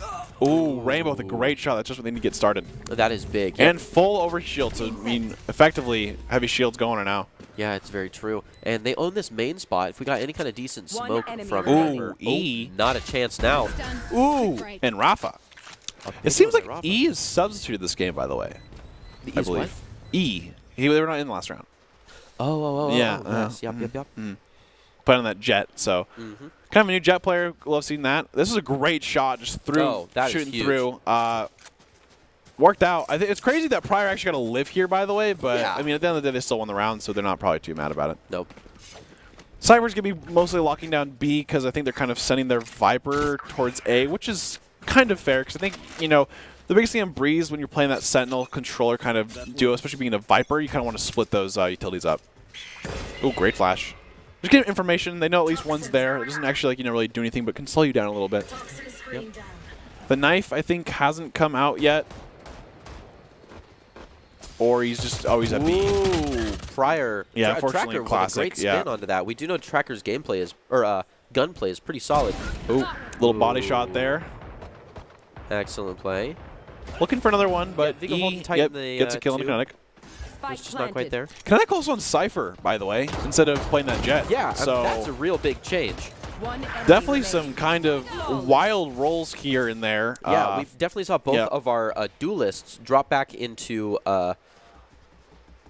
fall into just Sentinel rolls and stuff like that. Yeah, or controller roles. Yeah, which I think is a lot of what Riot was trying to produce is these players that are comfortable on dual role characters now have to decide one or the other, but are comfortable on either. Yeah, I could see it kind of being a thing. So the Infernos actually have 3 agents, which is Pryor, Rainbow, Pebble, and I think our Pryor and Pebble, I guess, were. And they have 3 agents, so I guess it's kind of maybe it's just like a fill thing where this map they're more comfortable on this agent or something like that. So you never know the actual full extent, stuff like that. So Kinetic is going to be flanked from the right side, and great shot though. A good reply. Dropping that Marshall is a rough one, and taking out that Neon early is good too. So Pryor looking to hold off his side. Yep. A good smoke for that. Weissiger can't really push into that because there are 3 people watching it. Ooh, on the chase. Pryor, great job on DRW. Caught him kind of lacking, it seems like. Yeah, really played aggressive there. Caught him to rotate. Wow, Infernos are playing really aggressive for this round. Defense I love. They're sitting on top of the spike now. And I think it's because the Infernos know the landslides are actually on a bonus. That's true. And so they know they can just basically win with guns. Yeah, and it's basically a save at this point. Yeah. And we're just going to see just holding the spike, stuff like that. Maybe, I don't think they save. I think you actually just, you honestly just go in and play for trades or something like that because each kill you get is huge. But you definitely want the ult point, I think. So yes. And you want the eco because, I mean, I'm not going to lie, like you getting a Spectre next round is, on Breeze is not ideal. Ooh. Great job. I always forget about that spot right there. That's pretty easy. You can both drop a classic from the top to bait that push, or walk in the bottom, and then the sound is never made, but you still get that nice pocket there. Yeah, you could see him vent, just saying. I'll just leave it at that. Saw E vent. Okay, we're going to see... I kind of want to see some more Neon kind of roomies and zoomies. Yeah. But they're probably just playing a little default here. We're going to see, some guns, obviously, from both sides here. Vandals and Phantoms, mostly Vandals in this map, but you never know. And landslides are going to be posturing towards this B take. It seems like they're kind of feeling it. Ooh, great. This dog should see actually a lot of information here. Yeah, those Sky Dogs have been doing really well. And we're going to see Kinetic just being in his camp. Great utility. Goes back to, can't dash do that anymore. Woo! Wow, Kinetic just absolutely setting up, and the fast lane is able to take 2 out, and they get back into nice shot Prestige. A good reply as well. He's unfortunately taken, but it is just so unfair how much Infernos have gotten on that side there. Ooh, Kinetic going Kinetic! Woo! 4K. Yeah, they're not going to be the rest of the round. I'm telling you that. Wow. Kinetic just straight up diffed him, I'm not going to lie. Like, he played in the smoke really well. He used his camera. Neon went straight through. Jet tried to dash, but unfortunately they changed it a while ago, so you can't just dash through that, and he gets caught in the spider web, so can't do that. And Kinetic just great shots overall. I mean, fantastic gunplay, and we love to see that. And so we're going to see 2-2 for the side of Infernos and Landslides. Landslides are most likely going to have to save or have an econ around here. Or just standard. Typical stuff. Ooh. I think Prestige is actually opening it right away. Oh my goodness. Tracker, great shot once again. Has some great gunplay. Dash through. Shakes screen instead, but good try. Little saucy there with the DPI. Unfortunately, that's not how left click lands, but it works out. Ooh. Viga not quite there, but they still have this area. That snake bite isn't quite there. They've got great shot with DRW, yeah. Beautiful. Worth the creds. Ooh, I think pretty lit though. Spike down A. Good fast lane move in. I don't think they're actually ulting here, but okay. Oh, that would have been sick. That would have been sick, but Would've unfortunately. been sick. But they've still got so much to go up against. With that Neon ult being up next round, I could definitely see some just ripping and dashing everywhere and just 5-minute Sith lording sprint them. somewhere. Yeah, Sith lording them, yes. Some unlimited power, yeah, of course. Taking a side. I mean, it's really hard to actually hit neons when you're just sprinting around. And we're gonna see a timeout, which is honestly a great timeout, most likely. Just kind of one thing that you can kind of, I guess, infer by timeouts this early, especially by Trackr, which I think is the landslides here, is when you take a timeout this early, it usually means that you want to talk about something that is either not working or maybe there's like not like a fight going on, but like people disagreeing, because sometimes disagreeing can just be like, okay, well, we should have gone this, then someone says, no, we should have gone this, or we should do this, and then they don't listen to that. So sometimes timeouts can kind of be like that, where you timeout coach is like, okay, guys, this is what we're going to do, this is what we're not going to do, and this is how we're going to play. And like, it's a good thing to squash that early. Exactly. Any kind of miscommunication on the comms, that's just a serious and it's problem. either that, or it's just more so of, hey, you know what, let's talk about what we have practiced, and let's get it going. You know, that's about it. Yep. Because it can be, there's a lot of different things it can be about, but, I think it comes down to usually one of those two. I'd love to see a Neon ult just kind of go bonkers here. Prior with the Vipers actually be with the Operator, which is wild, but they are just maybe they're feeling it. They're feeling it maybe. They're just not set up for that prior ult right here. Very spread out. Wow. Prestige takes a free one and decides to play off with the Seekers. That means they are looking into pushing pretty strong here. They don't like that the Seekers split, though, so they kind of had to back up. Yep. Oh, and Neon is sprinting around. Does have the ult still. Oh, Trackr gets 2 of them. I mean, he is doing a phenomenal job with that gunplay. 3v2 scenario, this is very winnable. They have the Empress up, and they also have the Viper Spit up as well, so they can get to a site. Okay, never mind. Well, you just got opt. Careful here.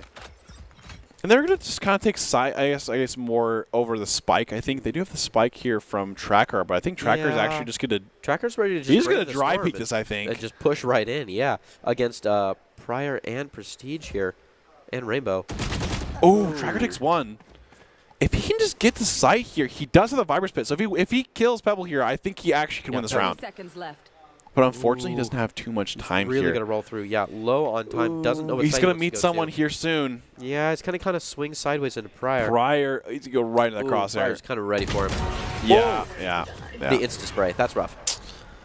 Yeah, I'd say Prior had that kind of lined up there. Unfortunately, he just kind of couldn't really commit to his site, and you don't really know where they are, so it's not like you could really have a choice. Landslides, finally, an ult use. We see the Tour de Force come out. I'd love to see that backed up with something else, maybe some Seekers to really narrow things down, maybe give the Tour de Force some more mobility by getting a Viper's Pit. But, we will see what they decide to play. It looks like a very heavy A hold, but... I think landslides, like, I guess goal should be, okay, let's try to get onto a site and let's play post plant with Viper's Pit. Yep. Because it's so huge in this map, and we're going to see 2 ults being used here. Jet Knives obviously huge as well. Nothing from the Infernos to reply, but they don't have quite the ult economy that the other team does. Rainbow with some early vision on the E takes a little bit of a shot, but mostly just intimidation fire. Also, the fact that we'll say is they have to be really careful about the Operator. I think Kinetic gets a great kill on the Tracker there. Kinetic is basically just claimed to be as his own. I'm not going to lie. It's going to be really hard for him to kind of do anything there. Oh! No try. Okay, they do trade 1 there. It's 3v4 here. I'm pretty sure Infernos are actually on a save. Actually, no, sorry. Landslides. Oh, great shot by DRW there. That is nice. DRW looking to continue the streak as they move up into this hallway here. Maybe able to play against Kinetic. They might go just they might go a little past or something like that. Mike, a nice little right click. Oh my goodness. Shut down before one's fired off. These Seekers are big, really distract the attention. Doesn't fall for it. Lets the other Seeker run past him. And that's really good gameplay understanding. That if you just shoot the first Seeker, the other ones aren't going for you. Absolutely.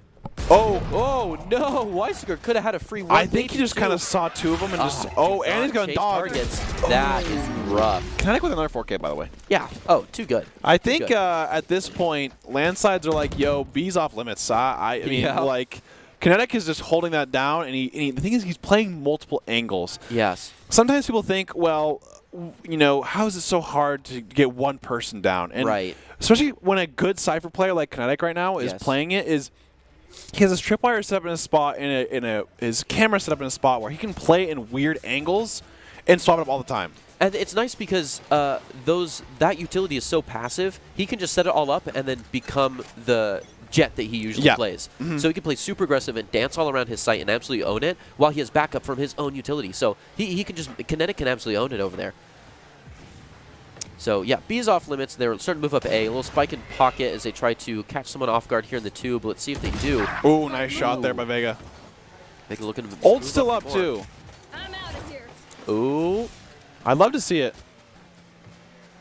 Oh, great shot. Kinetic doing great. Doesn't get any in his own playground. Starts to move out. We see those swings back into the A site. And they really just cleared right through the tunnel and are just looking for A.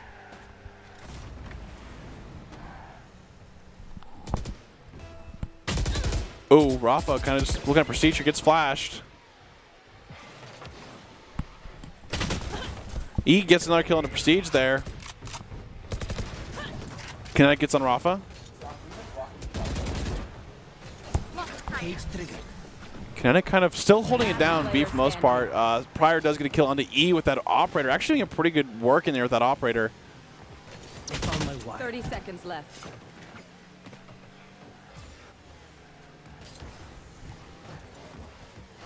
Tracker, Pryor kind of just peeking it with this op still.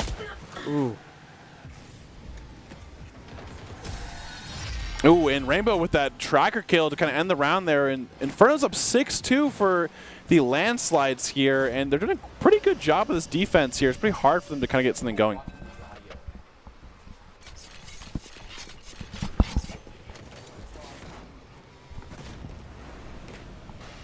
Oh, look at those ults. Yep, and we're going to see, I mean, landslides haven't been able to really get something going here in terms of the offense here. It seems like they kind of just been spreading out and then more or less kind of just hoping something is working out here. I guess the Viper's Pit has been up for about 3-4 rounds now, and the Neon ult has also been up here. So I don't know what they're trying to achieve with, I guess, the Viper's Pit, because they really haven't been able to get on a site really at all in any of these rounds here. I think all these rounds have been just by deaths, not by spike rounds. So yeah, no, we definitely see an aggressive playstyle from both teams here. Ooh. Wow. And this mid has just been really a war zone, to be honest here. And Pebble gets a kill. It's a great kill there. Ooh, Roth with a great shot with the Marshall. Some great Marshall shots being used this game. Yeah, and that's very to be expected of this map. But oh, has a knife out. Flash. Oh, that's a tight but he pop shoots flash it there.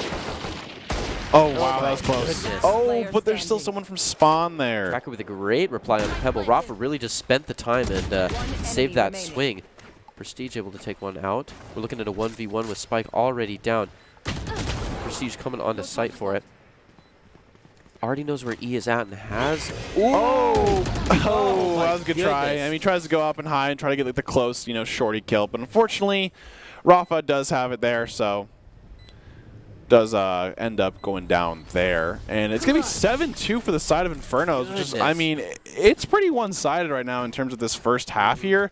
I mean, it could just be one of those things where both teams are kind of more, I guess, effectively with that defense side. But the thing is landslides are kind of an offensive-sided team. I mean, granted, they have the Chamber and they have the Viper, but I mean, they have the Jet, they have the Neon, and they have the Sky. So they have a lot of attack power, more than enough, I'd say, honestly, to be able to kind of take sites forcefully. But it seems like they just really can't get things going. It does seem like, I will say, like, the Jet definitely needs to play more of a role as that kind of initiator onto site. We need to see like more of those Cloudburst dash into to really split them up on A, because I will say right now that they're not really getting anything B started here, and Neon's going to use their ult and just get immediately picked off by Rainbow. So yeah, we have the wrong people trying to make space. Yeah, it was just too early. They didn't have enough people kind of going around, and so they had no other place to look at there. Do you think that could be because we have people kind of rolling onto strange parts? Maybe they aren't comfortable with their playstyles? Rainbow with I don't think so. I think it's just more communication here. I mean, sometimes it happens all the time. And okay, I guess he thought that if he didn't look at him, he couldn't see him. That happens sometimes. Yeah.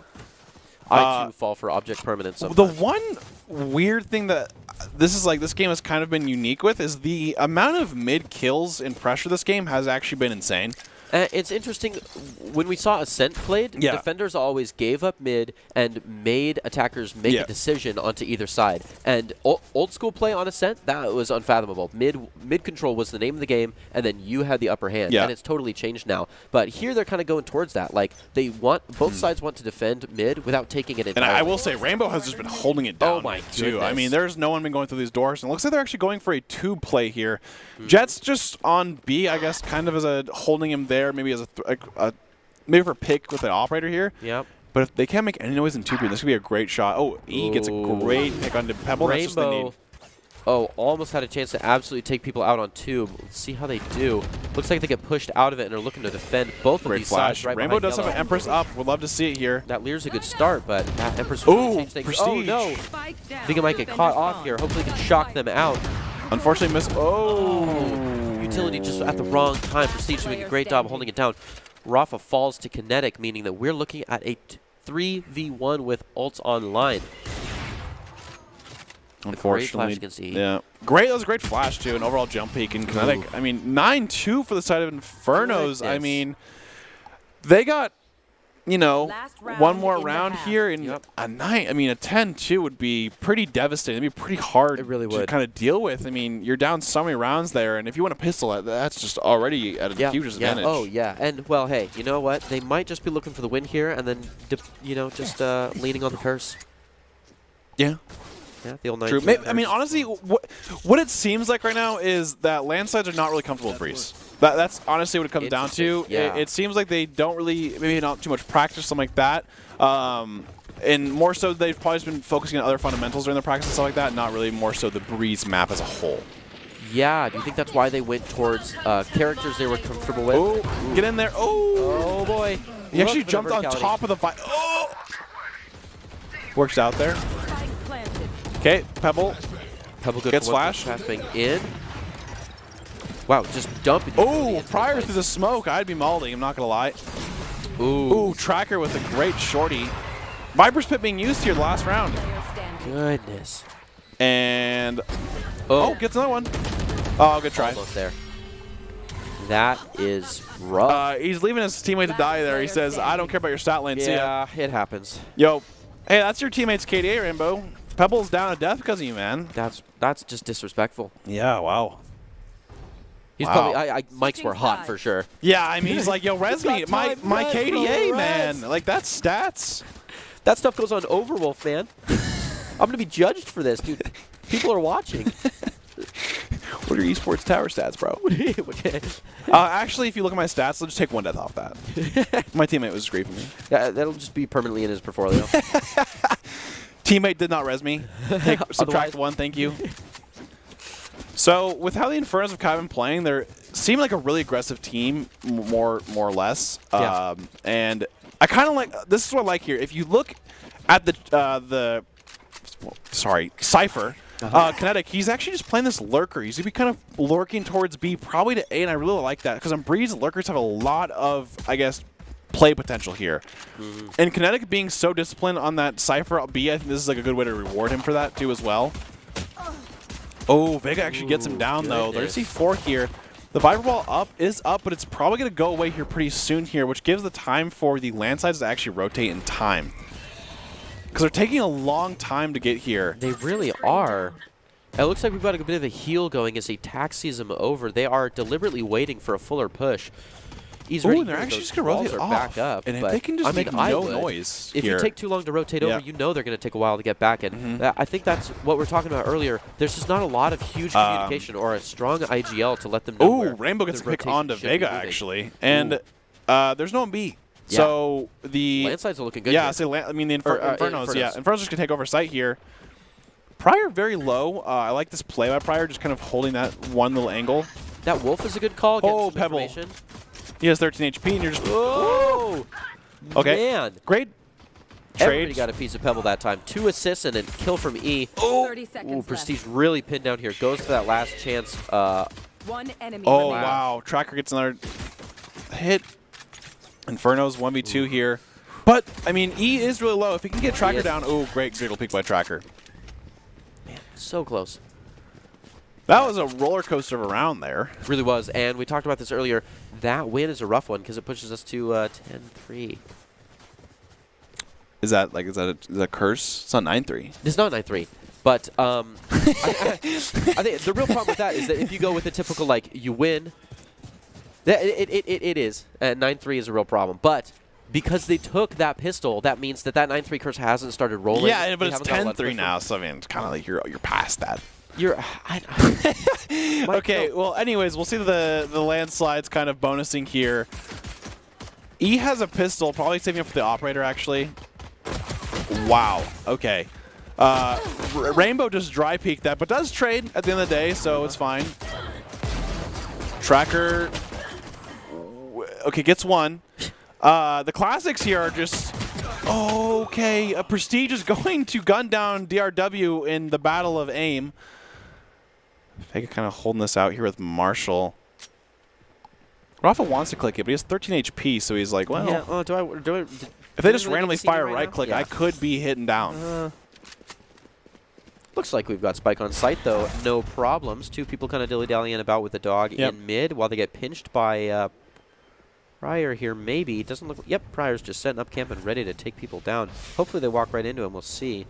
They are not sure what they want to do here. Rafa's quite low. Yeah, they're both a little scared. And he has heal, but the unfortunate thing is he can't heal himself. He needs it, so yeah. Yep. Tragic. Oh! Okay. Okay, whoa! Wow. Vega! Vega really saved I think he was caught off guard, too. Goodness. Wow, that was crazy. Pryor is probably just like, oh my god, like... When you miss those first couple shots, I'd love to see the heartbeat monitors if they did have them there, because you could probably spike. Those are fun. You'd just be like, oh god. There was some interesting trades here. Landslides actually had the gun advantage here with multiple Guardians, but actually just kind of got beaten out by Classics. We're going to see the E, I don't know how many, that might have been 4 E syllable, my bad. Have the operator here, holding mid. Kind of going towards A, posturing a little bit. Landslides kind of figuring out what they want to do here. Sorry, Infernos. Infernos. Yeah. Ooh, Tracker getting a little... Yeah, Tracker's been having fun with his Marshall. Really just... Oh, Prestige with a shot into Vega. That's already a good start for the Infernos. They want to try to close out this game. It is. They'll have to go back and grab that spike. Ooh, that's a Pryor does have a good spot for this. That kill from Rafa on a Prestige means they only have an A site pull and not a lot of time to rotate over to the other side, even though it is pretty open. He's not holding this angle. He just kind of missed shot. He's like, I don't really want to re-peek it, I guess, for Pebble, who's pretty far down there. Pryor's literally just holding around the corner with the Spectre. I think he's just going to come around the corner, and then at that point, you're probably just pretty mad. But unless you hit the shot. Ooh, I mean, Pryor's playing just around the corner here, just waiting, which is honestly great here because they're kind of just playing this mid here. Okay, we're see some utility go out. Ooh, great shot by E. E with the flick, ready for another one. Oh, and hey, yeah. Oh, boy. Yeah. Pryor loves waiting for the... I'll say, Pryor is like the one player you play against, and he just like drives you nuts. Dude. Because he's just holding there for so long. I think we're lucky that he hasn't knifed anyone in the head yet. Ooh, Kinetic getting greedy. Oh, nice. Tracker is just the closer for this team. I'm going to be honest. Yeah. He's usually hitting those shots that really matter for the team, and he's just consistently been great aim today, at least. So we love to see that. I will say, Tracker, I didn't respect you right off the bat for unironically choosing Phoenix, but...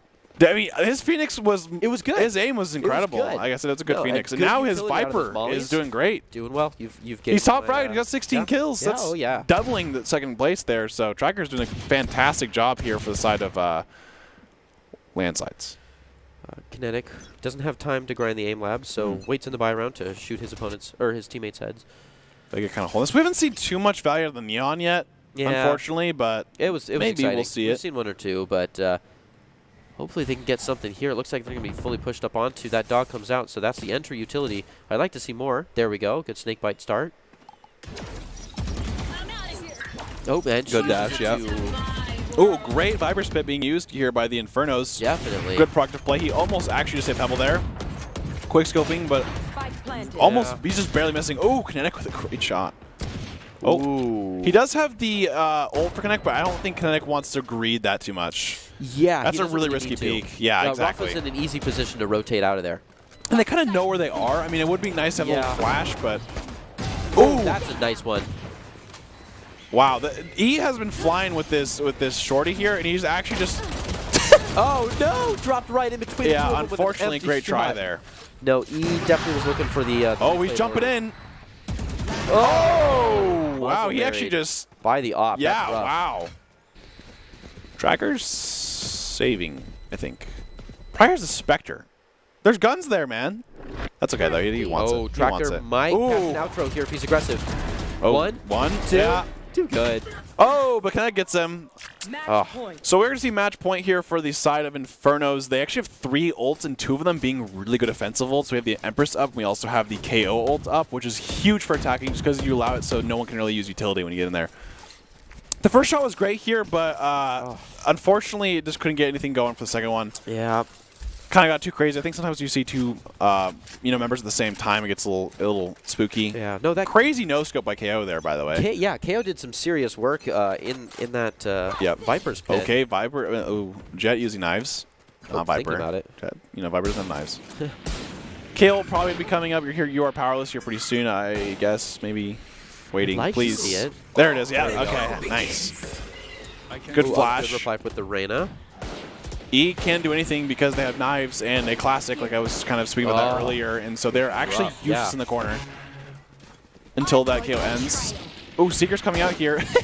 There it is. Okay, E's back, and he's blinded. E has not been able to play this round. This round. He's just kind of had to sit out. He's flashed again. Jeez. Okay, let's get one though. Yeah. He's mad. He got one. He got one. Hanging out in the smoke. That's a rough one. Might be able to play. Ooh, Rob with a 3K. Woo! Kinetic. A good crosshair placement.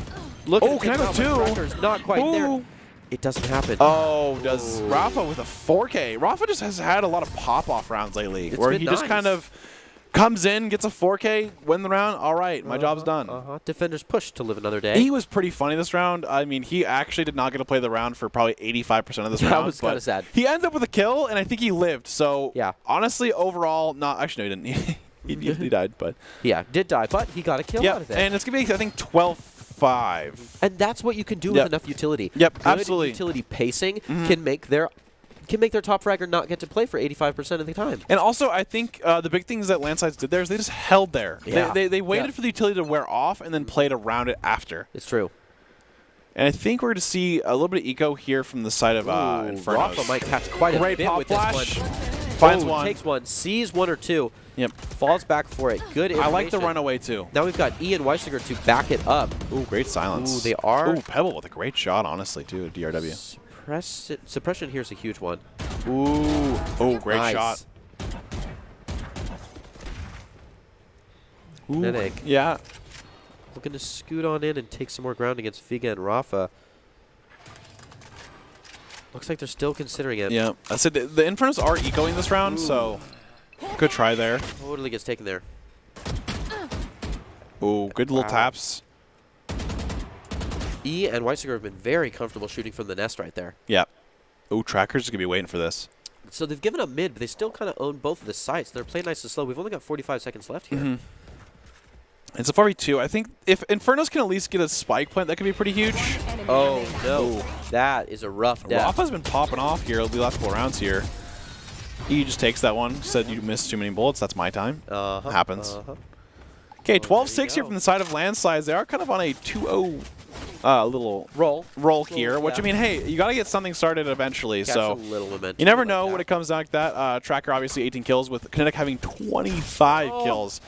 The Cypher and the Viper are probably the two agents you would think that, you know, maybe not get that many kills, but when you play as well as they are right now, especially with just the like good gunplay. And they're comfortable being the gunplay leaders. Yep. We have Viper split here. I think it looks like Landsides are going to pop it right away. Which is a great job. Kind of hold that A main. A good idea. Yep, and we can see that people are not postured towards A on the defense, so it's definitely a good deterrent. We see maybe we might see one or two push through here. One of them's got the spike, though. Are they foolish enough to push through it? If they do, they've still got a Jet to deal with in the back, whether they know it or not. So we see that Jet starting to move up, trying to get some play, and sure enough, they are deterred. They walk right past the tube there, even though they got some players deep into it. We see E just looking through. Rafa hanging out. Good defensive deliberate play. Yeah, DRW's kind of getting close here. Pryor once again playing the angle where he's probably going to flank you after if you don't check the angles. Yep, we do like that from Pryor. Ooh, look at Kinetic right here. He's kind of playing this really cheese angle. And yeah. His teammate can't see. His teammate actually can't see mid either because he has the angle. Oh, yep. Yep. Oh, and he gets a corpse from it. Nice. Whoa. There's someone still to the right of him in mid, though, that, yeah, like I was saying, is man, but that info still goes live to his team. Yep. They do have the Seekers. Ooh, great jiggle peek here. Tour de Force is ready. Great flash. Oh, his gun. He just walked a little too far. 6 health now. It is yes or no. Okay. Oh, my gosh. 2 shots fired. Oh, whoa. That flick was unreal. Nice flick. Did not think that was going to come out 6 from that last HP. Ooh, Tracker gets another kill. 1v2 here, but obviously, Pebble has a good angle. Low on time. Looks like it might be going to the Infernos, but ooh. Fortunately, Splash can't do much. Oh, my goodness. He's going to stick it. Oh, wow. I'm not going to lie. That was crazy to let go of that because I think if you'd held it, he had it, but he went with it anyways, and he won the round. And now 12-7. Landslides are on the up and up here. Ooh. Dare I say comeback? Winnable? Comeback? Winnable? I think people are... This was a crazy exchange. Oh, this was too much screen time for both of them. 1 shot, 6 health, moves back over, finally takes it.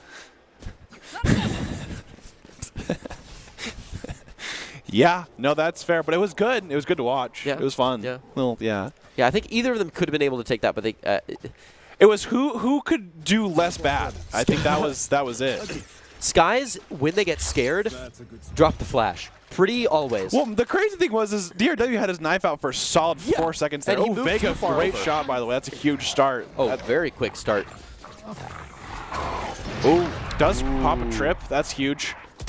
Oh, Prestige. No. Great pick. Now 4v4. Yep.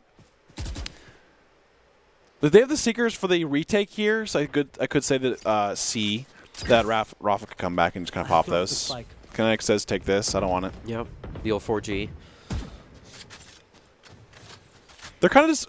I think they're just playing retake here. Kinetic gets another kill. And, Kinetic kills Rafa there. They don't have Seekers for retake now. Oh, and now Prestige has the Seekers. This could... Looking pretty well for them. Tracker gets a kill onto Rainbow. 3v3. They reposition with a solid hold here, and they're close to the spike. I don't like how we saw that KO hold so far from the spike when he doesn't really have anything to do long-term damage with just if he had his grenade, maybe, but but it wasn't there. Tracker with another kill. I mean, Tracker's just been really popping off for this. Let's see if E can catch Prestige on the backup here. He wants to use the shorty. He really does. He jumped over. Oh, my goodness. Where is he? Okay, there he is. Wow, right to the... 1v1 here. Kinetic gets another 3K. If this is how it's gone, Kinetic gets 4K. Yeah, I would say this is his third 4K of the game, so... And the Infernos claim the first one of the grand finals, and the match point will be next week's conclusion. Want to be seen by expert college recruiters, talk directly to esports industry insiders like pro athletes, team general managers, game producers, then join the club. Esports Tower players get inside access to industry insights with our featured rumbles. Recruiters are taking notice too. It's a great way to score exposure if you're looking to start your path to pro or land a collegiate scholarship. And now it's time for the player of the game. We had some, good kind of candidates today. Yeah, I think the first game we kind of saw, was it the Inferno versus the Everest? That was a good one. Yeah. So we kind of saw, that going through. I think Kinetic did a great job that game. Definitely. So I could definitely see that being the one for the Infernos. I liked how Mail not only had a lot of really good shots, but also gave a lot of utility to the team. So I would put Mail up for game 2. Yeah. Yeah, that's true. I think that was just overall. The game 2 was pretty, pretty back and forth there a little bit. So a lot of utility usage. Overall, honestly, I couldn't tell you today. Today there was a lot of good players, and like I said, that third game especially. So we can let's see who it is going to be. Pryor with I can see Kinetic. Yeah, Kinetic went kind of crazy there. Kinetic was a very, very good player today for both matches. The first match, his jet's really good. I mean, he always makes the plays happen. He's always in there. He doesn't really care if he trades or anything like that. And today on this Breeze map especially, B was, you literally couldn't pass through it. I mean, Kinetic played everywhere, and that Cypher was probably the most annoying Cypher to play against. And definitely. When you find out your Cypher is a jet main, that's upsetting. Yeah, absolutely. And so, I mean, overall, just really deserves it, and Kinetic is your ICCU player of the game, and always believe a better player makes something like that. But great, overall great. I will say, ICU player of the game, go to Kinetic. And we've got here a picture of Brian standing in for Kinetic. Yeah, so this is not Kinetic, by the way, just to clear that up. Kinetic does not work for Boise State and is probably not that old. Sorry, Kinetic. Yeah, overall, just great job. We had some great matches tonight. You have anything you really want to kind of take away before we, end it up? I'm gonna say it. Use your ults. Utility usage was good, but those ults are huge. Absolutely, and you heard that here, and we firmly believe that you should use your utility and use those ults as well. So we had an exciting game of games to kick off our first week of our Spring Valorant Rumbles, and next week might be even better. The Infernos hold a 1-0 lead in the grand finals that resume next Monday. Can they come on top, or will the Landslides pull off a reverse sweep after a week to prepare? Make sure to come back next Monday at 6 p.m. EST for the thrilling conclusion and watch us crown our first Spring Valorant champion. We'll close out with the top 5 presented by Idaho Army National Guard, who invites you to take your impressive critical thinking skills into real time. With 10 jobs offering 20K bonus and degree of your choice paid for, the Idaho Army National Guard is the best team out there. Thank you for watching today, and have a good night.